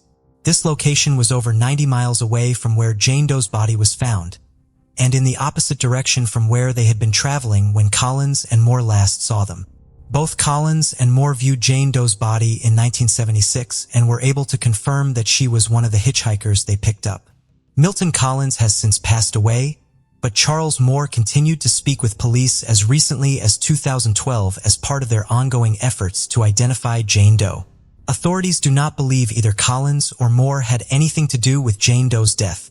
Police have never been able to locate or identify the blonde woman traveling with their Jane Doe. They were also unable to identify a treatment center in Minnesota where patients matching the two young women's descriptions escaped from. Authorities continue to hope that they will one day find a match to Jane Doe's fingerprints or dental records. Unfortunately, DNA testing is not available in this case. The grave markers in the cemetery Jane Doe was interned in have moved in the years since her burial, and it is unclear where her body is now located. In February 2013, Detective Jill Weaver of the Nashville Police Department's Cold Case Unit took over Jane Doe's case and has been focused on the numerous questions that remain unanswered in it. The identity of Jane Doe, the circumstances of her death, and the identity of her potential killer all remain mysteries. Jennifer Mary Beard was a 25-year-old British schoolteacher working in Australia at the end of 1969. She was engaged to a man named Reg Williams who led backpacking or tramping, as it is known in the area, groups in the scenic outdoors of New Zealand. Jennifer and Reg had arranged to go tramping through the mountains of New Zealand's South Island together. Because of their schedules, they agreed to travel separately and rendezvous in the town of Wanaka to begin their hike into the mountains after Reg finished leading a tramping group through Milford Sound. They were due to meet on January 5, 1970. Jennifer never arrived. On January 9th, Reg reported her missing. Jennifer had been planning to hitchhike down the west coast of the South Island to meet up with Reg. This left a huge area to search for the missing t-shirt. Detective Emmett Minton, the lead investigator on the case, initiated a huge search along Jennifer's planned route, largely in areas that were difficult to access. The search area was narrowed following eyewitnesses coming forward. Jennifer was last seen near Fox Glacier. being driven by a balding middle-aged man in a blue or green Vauxhall Velox on December 31, 1969. After this sighting was announced to the public, a family came forward to tell police that on December 31st, at approximately 1:20 p.m., they had stopped at the rest area near the Haast River Bridge to help a middle-aged man in a teal Vauxhall having car trouble. Since this description matched the man and vehicle Jennifer had last been seen with, police were dispatched on January 19, 1970 to search the area around the bridge. Shortly after making their way under the bridge, officers tragically located the remains of Jennifer Beard. When Jennifer was found, her pants were around her ankles and her shirt had been torn apart. She was missing her backpack and camera. Police hypothesized that Jennifer had gone beneath the bridge from the rest area to use as a bathroom and had been sexually assaulted and killed. The person who had last picked her up hitchhiking was an obvious suspect, especially since Jennifer's belongings were not in the area. Jennifer would not have taken her belongings down with her to relieve herself. If the driver she had been with followed her down to attack her, he may have forgotten that her effects were in his vehicle and disposed of them elsewhere so as not to be caught with them. The state of Jennifer's remains made confirming this theory impossible, however. Due to the combination of the delay in finding Jennifer, the hot New Zealand summer, and the ebbing and flowing of the Haast River, the remains were severely decomposed by the time they were located. The coroner was not able to pinpoint a cause of death. Police put forth a theory that Jennifer had been strangled, but her hasa wabin, which often breaks or is damaged and strangling victims, was not located with the remains and therefore could not be examined. Since the body was not able to provide police with many leads, they turned their attention to the Vauxhall. Almost 30,000 Vauxhalls manufactured between 1953 and 1955, like the one described by eyewitnesses, were still being driven in New Zealand. Authorities checked thousands of them, never finding any evidence tied to Jennifer's case. The only real suspect authorities had to pursue was a man named Gordon Bray. For days after Jennifer's body was discovered, police located a pair of jeans a few hundred feet away from the crime scene. The jeans stayed in an evidence refrigerator for 3 months before ever being examined. In one of the pockets of the jeans was a receipt with both Bray's name and address on it. Bray also drove a Vauxhall of approximately the same age as the one described by witnesses and had been in the area on December 31st. Police believed they had cracked the case. While authorities thought they had definitively identified Jennifer's killer, proving it to the legal standard necessary was difficult. Bray did not meet the physical description of the fat and balding man Jennifer had been seen with, and his car was in much better shape than the beat-up and dust-covered Vauxhall described by eyewitnesses. The color of the car also raised issues with the eyewitness testimony. The car Jennifer was seen in was described as being various shades of turquoise or bluish green. The discrepancies aside, Bray's car was a dark blue. As such, the eyewitness testimony was shaky and hardly conclusively tied Bray to Jennifer. Bray had also agreed to be interviewed by Detective Inspector Mitten and allowed his Vauxhall to be searched. He did not say anything incriminating, and no evidence was found in his vehicle.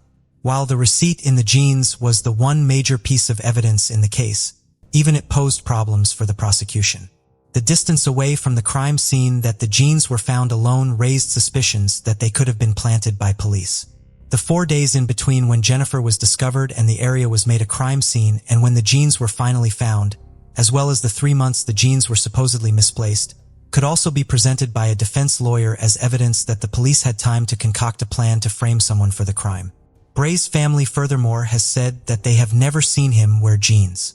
As police could not definitively say how Jennifer died, they could not even state for sure that she had been murdered rather than been the victim of some sort of accident.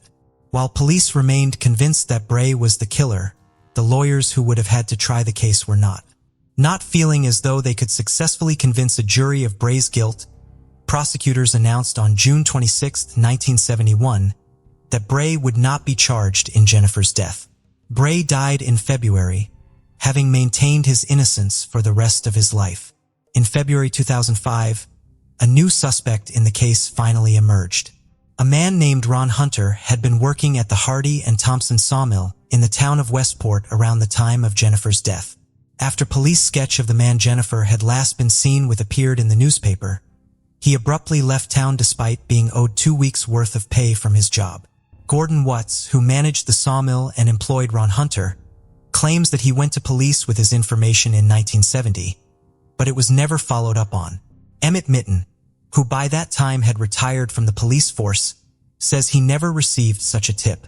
Given the amount of time since Jennifer Beard's death, unless someone confesses to being her killer, it seems likely that her case may never be solved.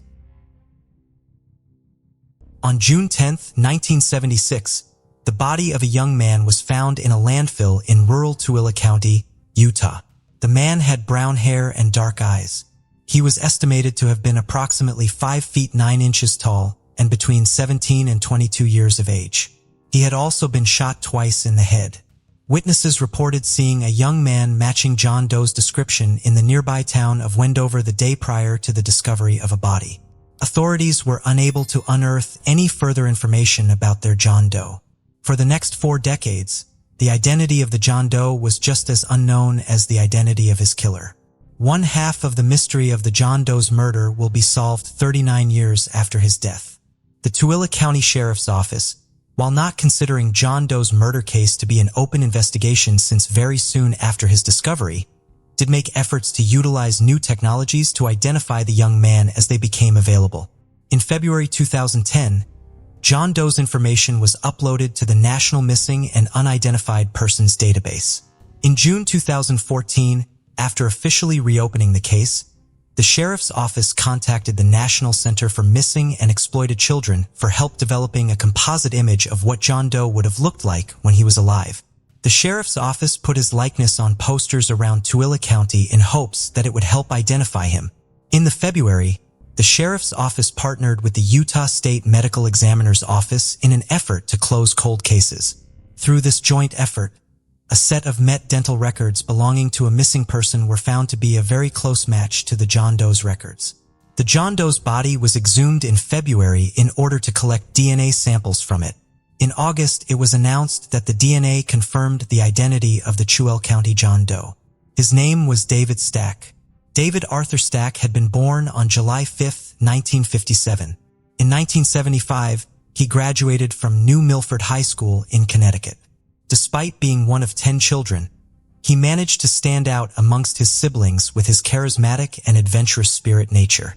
In 1976, he'd been living in Broomfield, Colorado. He left his home there on June 1st to hitchhike out to California to visit family, but he never reached his destination. In the years when he was missing, Day's family had hoped that he was apart from them because of his wanderlust rather than foul play. His brother James liked to think that he had gone off to Alaska to start a new adventure. Both of Dave's parents passed away prior to the identification of his body. While the Stack family finally knows what became of Dave and were finally able to hold a memorial service for him, his identification still left them with many questions.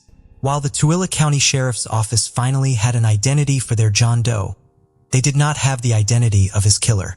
Dave's case remains open in Tooele County as an unsolved homicide case. In the midst of winter, when families gather to celebrate peace and joy, a sinister shadow loomed over the picturesque town of Dover, Arkansas. It was December 1987, a time meant for festivity and love. But for one family, it became a scene of overwhelming horror. This is the chilling tale of the Christmas killer Ronald Gene Simmons, a man who transformed the season of giving into a time of unspeakable tragedy. But what leads a person to destroy what they once cherished? What darkness lies within the human mind that can turn a father into a monster? From decorated war hero to a man convicted of the worst family massacre in American history, we'll delve into the depths of a mind clouded by secrets and rage, where the line between protector and predator became fatally blurred. To understand the mind behind the massacre, we must journey back to the origins of Ronald Gene Simmons. His story begins not with violence, but with a seemingly ordinary life marked by service and family. Ronald Gene Simmons was born on July 15, 1940 in Chicago, Illinois. His father died of a stroke when Ronald was 3. His mother got married again in less than a year to a civil engineer for the U.S. Army Corps of Engineers who was transferred to Arkansas. Little is known about Simmons' early childhood, But it was a life that took a turn towards discipline and commitment when Ronald dropped out of school and enlisted in the United States Navy in 1957, and later the U.S. Air Force. Simmons served with distinction. Over a 22-year career, he received several commendations, including the Bronze Star Medal, the Republic of Vietnam Gallantry Cross, and the Air Force Ribbon for excellent marksmanship. But behind the facade of a decorated military man, there were undercurrents of turmoil. Simmons married Rebecca Ulibarri in 1960 in New Mexico, and together, they had 7 children. However, the veneer of a normal family life was shattered in 1981 when allegations emerged that Simmons had been assaulting his 15-year-old daughter, Sheila, and had fathered a child with her. Fearing prosecution, Simmons uprooted his family, moving them from New Mexico to a desolate 13-acre tract of land in Pope County, 6.5 miles north of Dover, Arkansas, known as Mockingbird Hill. This property, isolated and ringed with a makeshift fence up to 10 feet tall, became a fortress of sorts, a place where Simmons could exert total control. The residents didn't have a phone or indoor plumbing. But what was it that drove a man of discipline and service to the edge of such darkness? Was it the fear of losing control over his family? The desperation to conceal his illicit acts? Or something deeper, a more sinister aspect of his psyche yet to be revealed? The facade of the family man began to crumble, revealing a tyrannical figure ruling his household with an iron fist. The family, once a symbol of joy and unity, became prisoners in their own home. This descent into tyranny was but a prelude to the horror that would unfold, unraveling the chilling transformation of Ronald Gene Simmons from a respected military man to one of the most notorious mass murderers in American history. In November 1979, Simmons retired from the Air Force and military service. He did some low-paying jobs in the nearby town of Russellville, Arkansas. He worked as an accounts receivable clerk at Woodline Motor Freight, but had to resign after multiple reports of inappropriate sexual advances. He worked for about a year and a half at a Sinclair Mini-Mart, but had to quit on December 18, 1987 because of low wages. 2 of the elder children, Billy and Sheila, had moved out, got married, and started their own families. So by the time of the murders, there were only 7 people living in the house. The calm of the holiday season in 1987 was shattered in Dover, Arkansas by a series of heinous crimes. Ronald Gene Simmons' descent into murderous madness began shortly before Christmas on December 22nd. The Simmons family home, once a haven of domestic life, turned into a chilling stage for an unthinkable act. Ronald Gene Simmons, armed with a .22 caliber pistol, commenced a killing spree that would become the worst family massacre in American history. His first victims were his wife, 46-year-old Rebecca, and eldest son, 26-year-old Ronald Jr., bludgeoned with a crowbar and shot. And he strangled Ronald Jr.'s daughter and his granddaughter, 3-year-old Barbara. Their demise was just the beginning. Simmons lay in wait for his other children, feigning a festive spirit, only to mercilessly end their lives, one by one. Later that day, the Dover school bus dropped off the younger kids for their Christmas break from school. In a macabre ritual, Simmons systematically strangled and drowned his younger children, displaying a level of brutality that defies comprehension. The youngest victims, mere toddlers, met a similar fate, their innocence stolen in the most atrocious way. Simmons told them he had gifts for each of them, which he wanted to give one at a time, then strangled them and held under the water in a rain barrel. First to receive her gift was his eldest daughter, 17-year-old Loretta. His 3 other children, 14-year-old Eddie, 11-year-old Marianne, and 8-year-old Becky were murdered in the same brutal manner. He then dumped the bodies in one of the cesspits he had made his children dig days before. But the horror did not end there. On December 26th, as the rest of the world celebrated, Simmons' remaining family members arrived for a holiday visit, unaware of the nightmare that awaited them. 23-year-old Simmons' son, Billy, his 21-year-old daughter-in-law, Renata, and their child were the next to fall victim to his unfathomable rage. Billy and Renata were both shot dead. Their bodies were left by the dining room table next to the decorated Christmas tree with unopened gifts and covered with their own coats and some bedding. Then their 20-year-old son, Trey, was strangled and drowned. The same fate befell his 24-year-old daughter, Sheila, her 33-year-old husband, Dennis, and their children. Simmons strangled his and Sheila's child, 6-year-old Sylvia, and finally, his 21-year-old grandson, Michael. The bodies were meticulously laid out, a grim tableau that defied any sense of humanity. He then covered their bodies with coats. Sheila's body was laid on the dining room table and covered with Rebecca Simmons' best tablecloth. He wrapped the bodies of Trey and Michael in plastic sheeting, and they were left in abandoned cars behind the Simmons home. Simmons then embarked on a chillingly ordinary series of errands, his actions a stark contrast to the carnage he had just inflicted. He drove to a Sears store in Russellville to pick up Christmas gifts previously ordered for his family.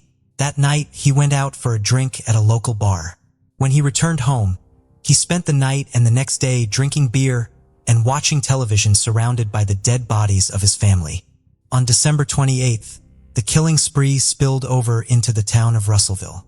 In the morning, Simmons drove a car that had belonged to his son, Ronald Jr., to a Walmart in Russellville and purchased a second firearm.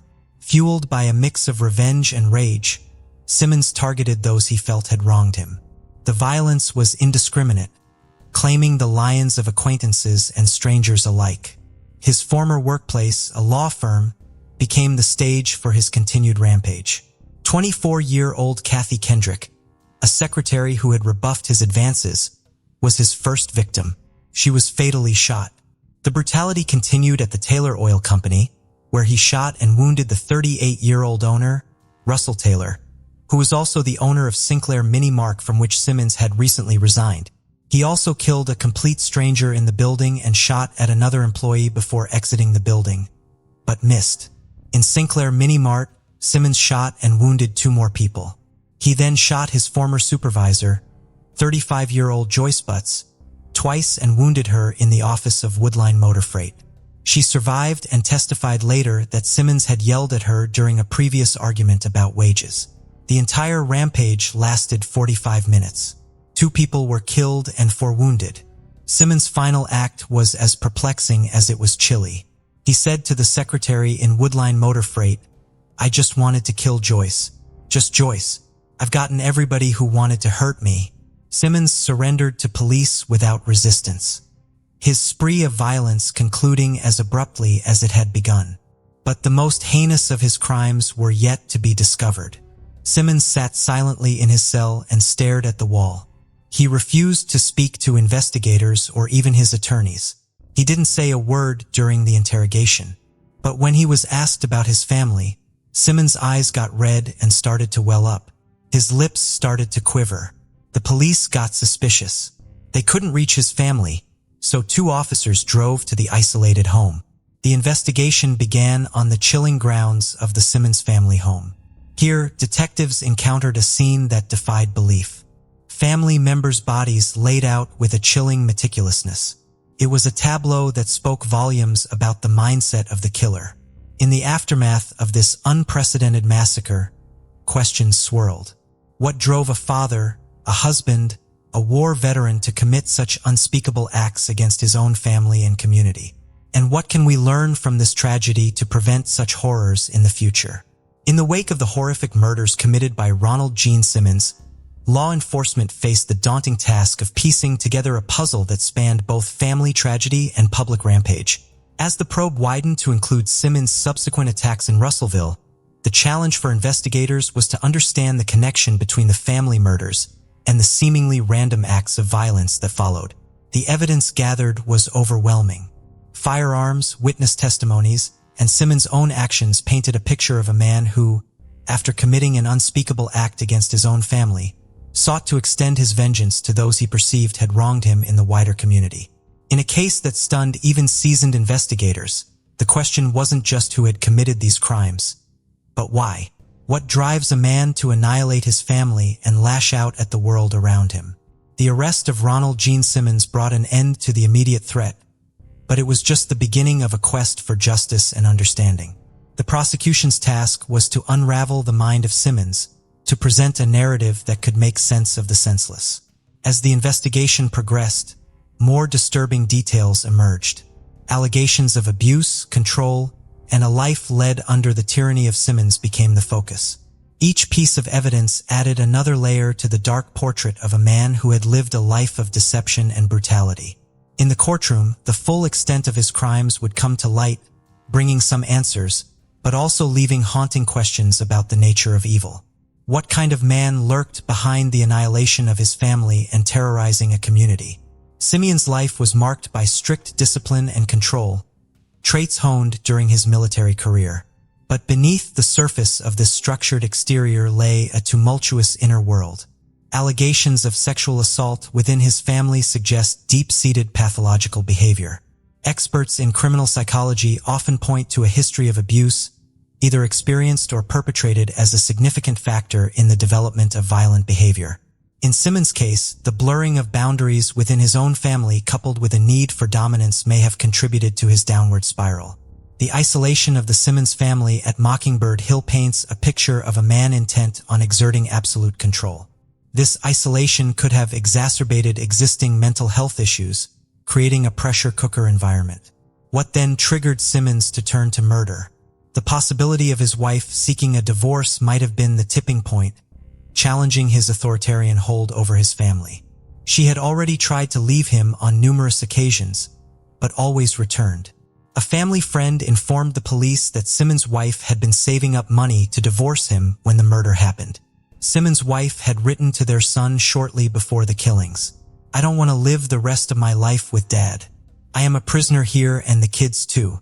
Every time I think of freedom, I want out as soon as possible." Simmons' actions in Russellville suggest a broader rage directed not just at his family, but at anyone he perceived as a threat or who had rejected him. His targeting of individuals in the community indicates a blend of personal vendetta and displaced aggression. Yet the absence of any recorded mental illness diagnosis leaves us with more questions than answers. The depths of Simmons' mind remain, in many ways, a locked enigma. Could this tragedy have been averted? In exploring these questions, we confront the unsettling reality of how little we sometimes know about those closest to us. After the chilling massacre by Ronald Gene Simmons, the wheels of justice began to turn, bringing us to a courtroom where the grim details of his crimes would be laid bare. After a psychiatric evaluation, it was determined that he was sane and capable to stand trial. Simmons' trial was a focal point of national attention, a legal battle to seek justice for the unprecedented atrocity he had committed. The proceedings were swift, reflecting the urgency of a community seeking closure. In May 1988, Simmons stood trial for the murders outside his family, specifically the killings of Kathy Kendrick and Jim Chaffin. The evidence presented was overwhelming, leaving little doubt about Simmons' guilt.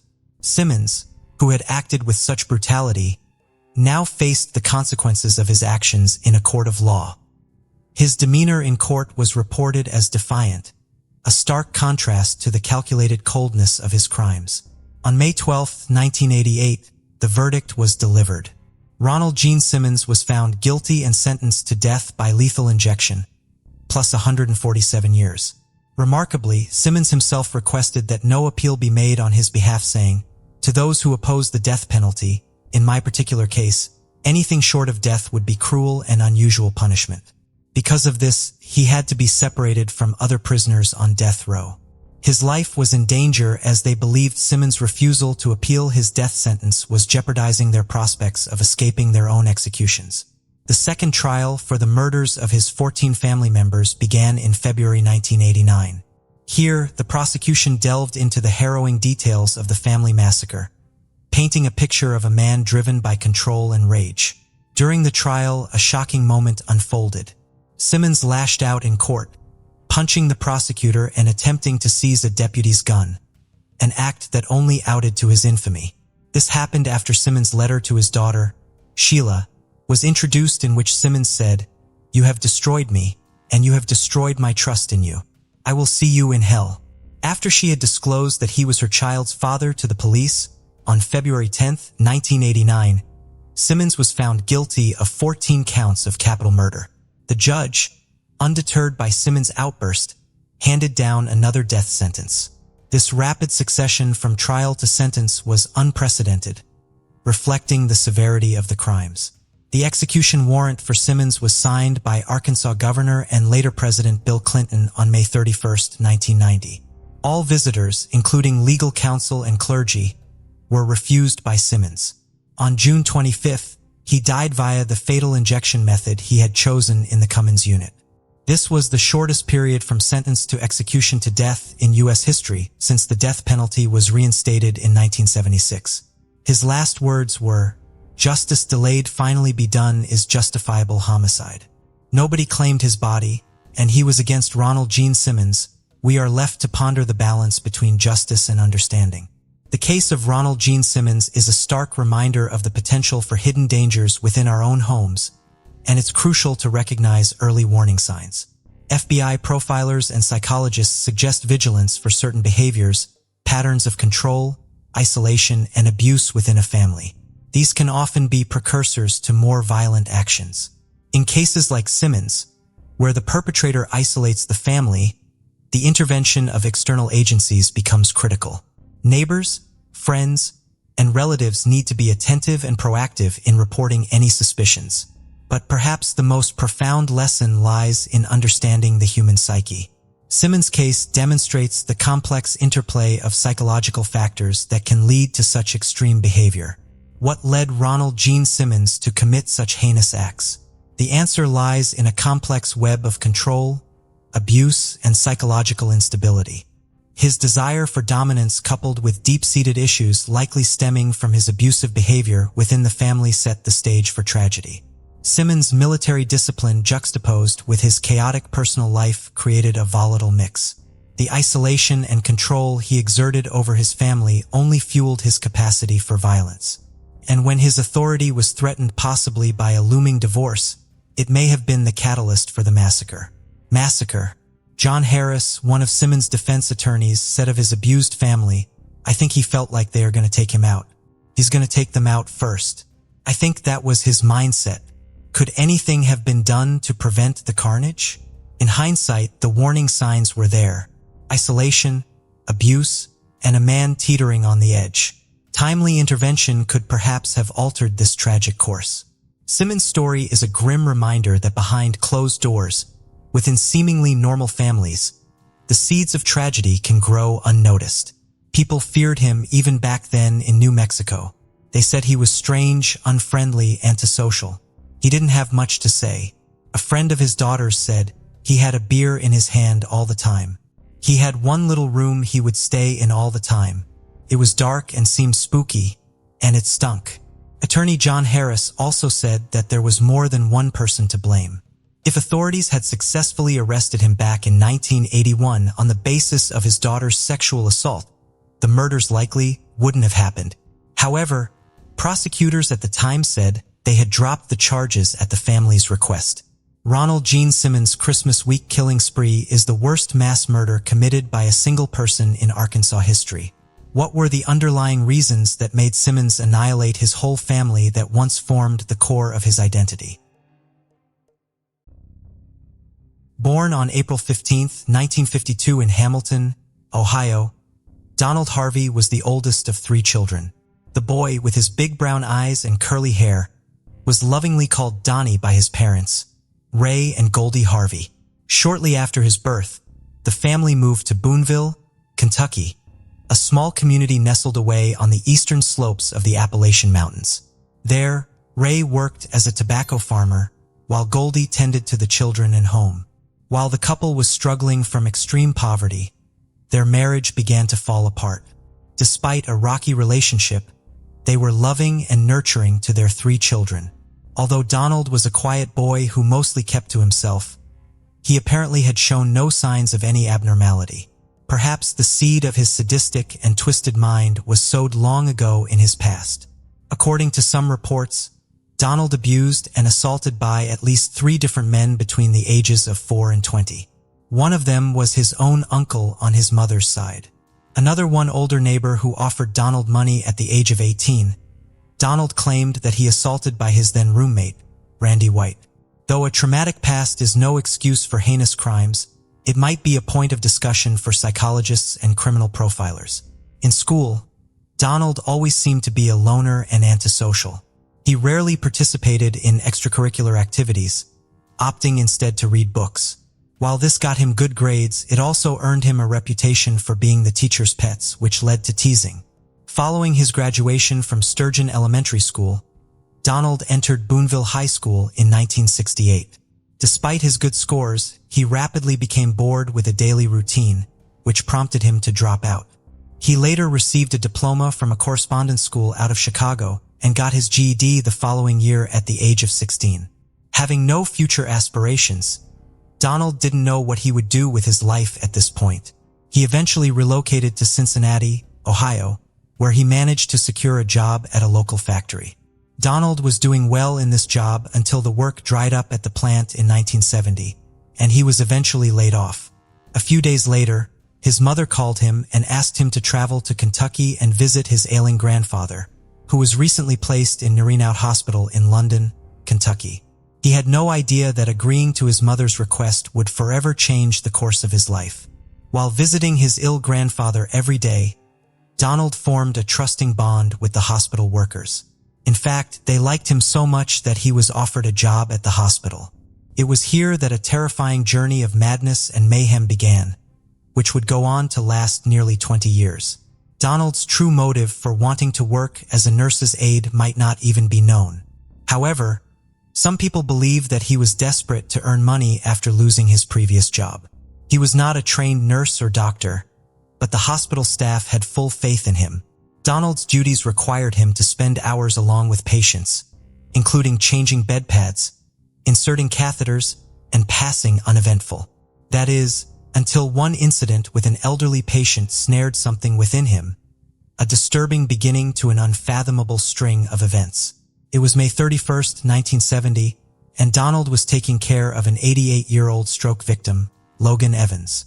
During an evening shift, he walked into a private room to check on the elderly patient, and Mr. Evans rubbed feces in Donald's face. Although the patient was most likely not in his right mind following a stroke, the incident angered Donald so much that he lost all control. The next thing he knew, he was smothering the elderly man with a blue plastic bag and a pillow. Once Evans was motionless, Donald listened to his heart rate with a stethoscope to make sure that he was dead. He then disposed of the plastic bag and cleaned them up, dressing them in a clean hospital gown and showering before notifying the nurses. After this incident, no eyebrows were raised and no questions were asked. As a creditor who just got his first taste of blood, Donald's thirst for killing only grew. The very next day, he was looking after another elderly patient, 69-year-old James Tyree. Donald, it seems, used the wrong size catheter on him. Tyree initially let him proceed, but then yelled at him to take it out. Donald used the heel of his hand to control him until he'd vomited blood and died due to an air embolism. Again, no suspicions were raised. As no one detected foul play in his first two murders, Donald became more carefree.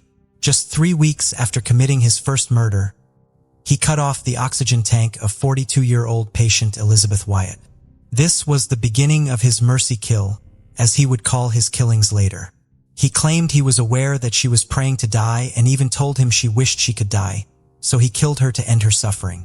For hours later, a nurse found her dead. Again, no one questioned Donald. Since no one at the hospital became suspicious, Donald saw this as an opportunity to unleash his inner monster. Over the next 10 months, 15 patients died under his care while working at the hospital.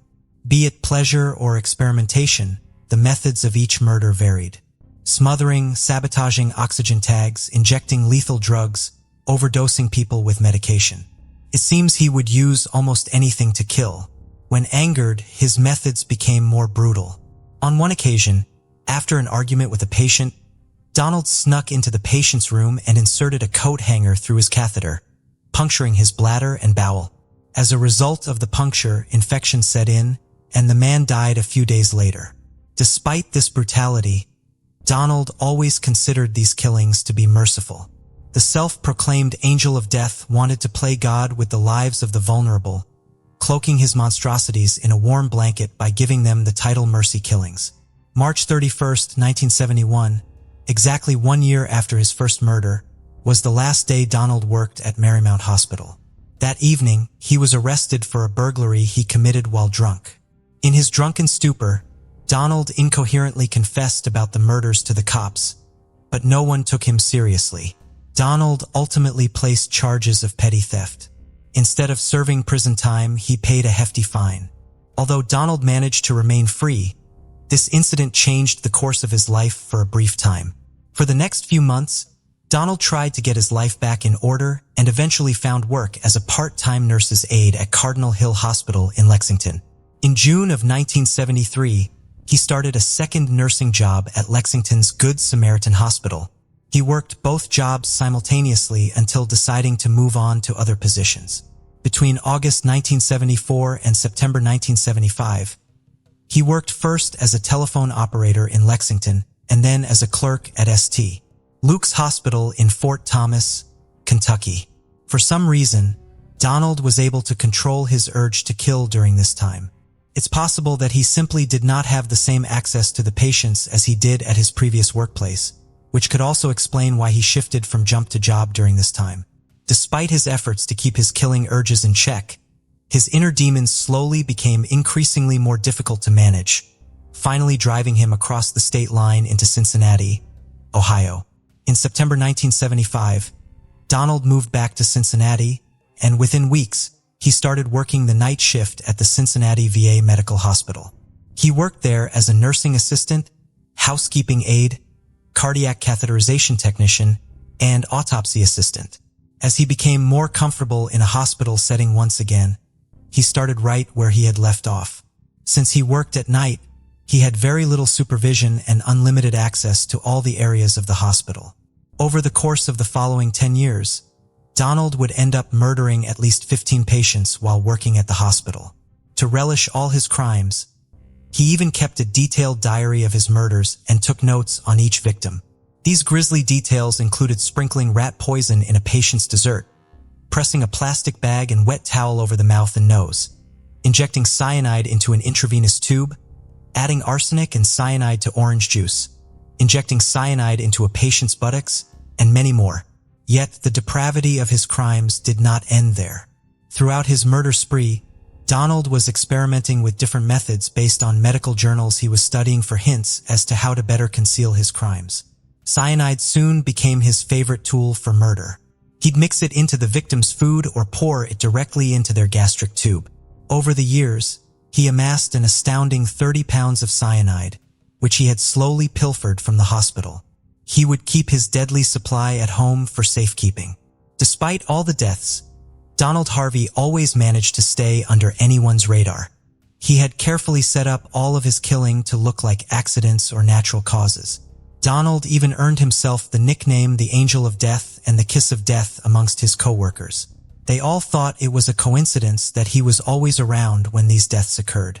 Little did they suspect that their charming co-worker was a silent creditor. Although years down the line, Donald insisted that his crimes were merely an act of mercy motivated by compassion. There were other crimes that speak otherwise. The beginning of the 1980s brought out variations in both Donald's life and his crimes. Without a doubt, these crimes were purely driven by rage and revenge. In the early 1980s, Donald briefly began dating a man named Doug Hill. The relationship was challenging from the start as they argued on a regular basis. After one of those heated fights, Donald retaliated by slipping arsenic into Doug's ice cream. Although he survived, the incident signified the first instance where Donald tried to harm someone outside of the hospital.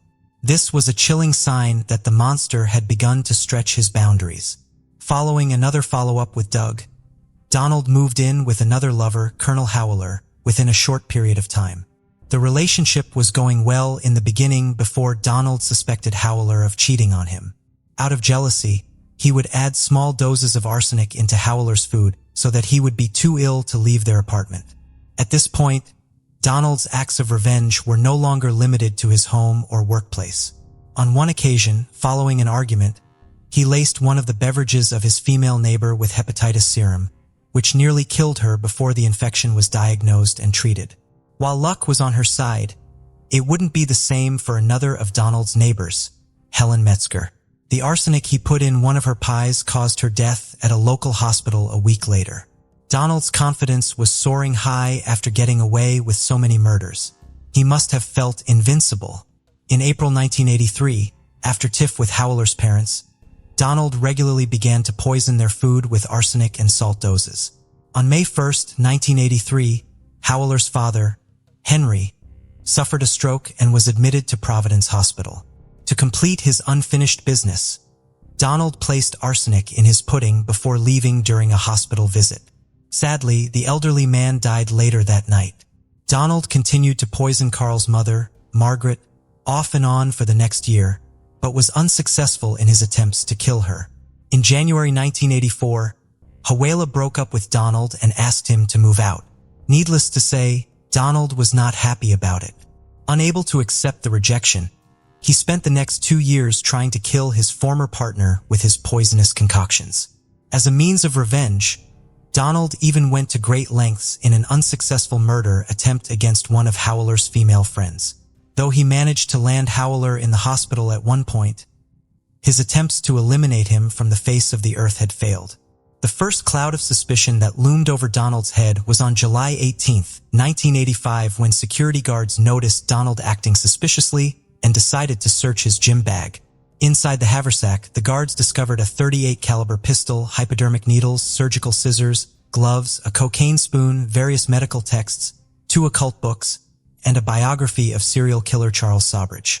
Fined $50 for carrying a firearm on federal property. Donald was then given the option to quietly resign from his job rather than be fired. Call it a stroke of luck or pure negligence from law enforcement side. None of these ever appeared in his work record, and the hospital authorities did not open an investigation to determine if the man was responsible for any other crimes while working at the hospital. It took February of 1986. He started working as a part-time nurse's aide at Drake Memorial Hospital in Cincinnati. Unaware of his past and impressed by his performance, his new employers soon offered him a full-time position at the hospital. Before long, Donald settled back into his old routine. Over the next 13 months, Harvey murdered another 26 patients and attempted to kill several more by disconnecting life support machines, injecting iron to veins, causing suffocation, and injecting arsenic, cyanide, and petroleum-based cleaners. The 2-decade-long murder spree came to an end with one last murder. On March 7, 1987, a 44-year-old patient, John Powell, mysteriously died. Powell was on life support from a bad motorcycle accident for several months before his demise, but had since started to recover. Due to Ohio's law of a mandatory autopsy for a vehicular homicide, this death landed Donald in a situation that he had never faced before.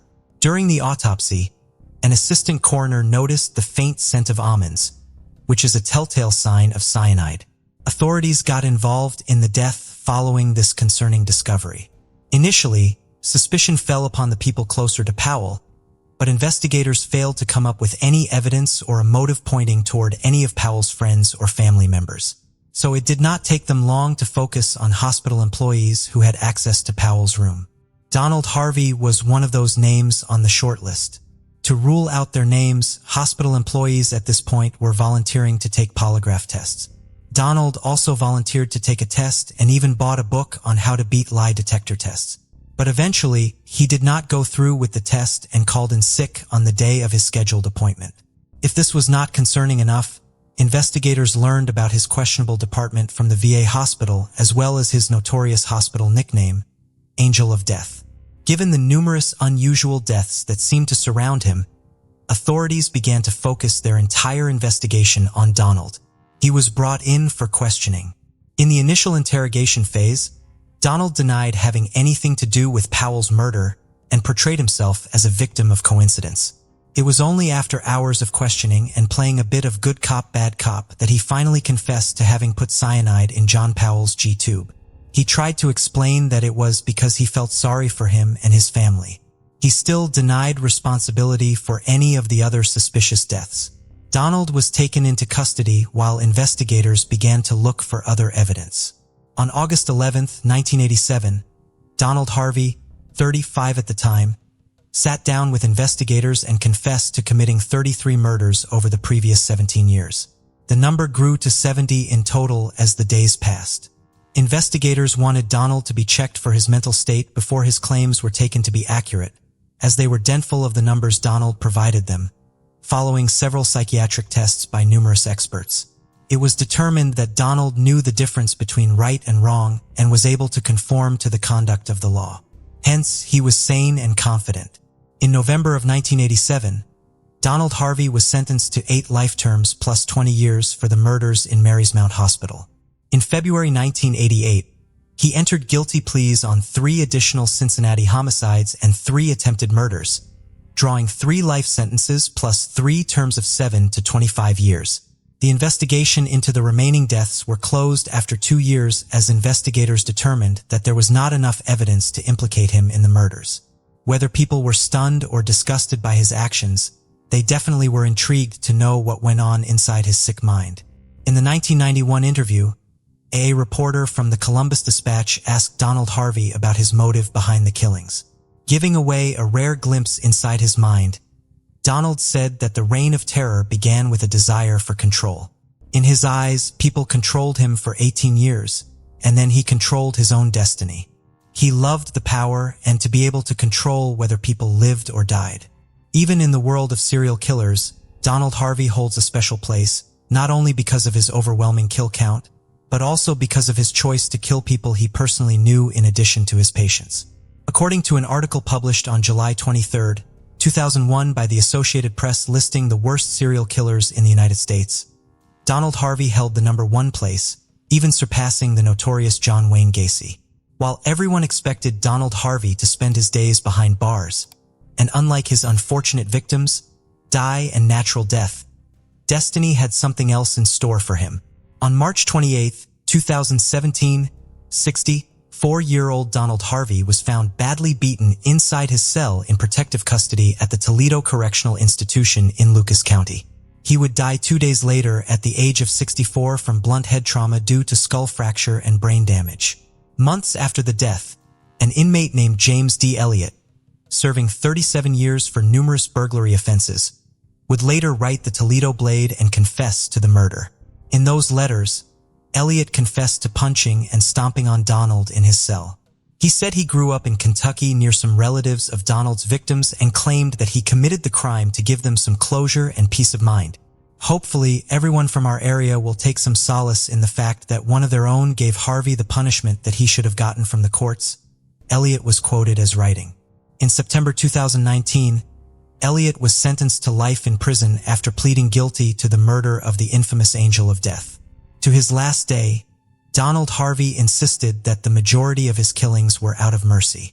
But the truth is, in the process of becoming a murderer from a nurse, Donald appointed himself the judge, jury, and executioner over people's lives.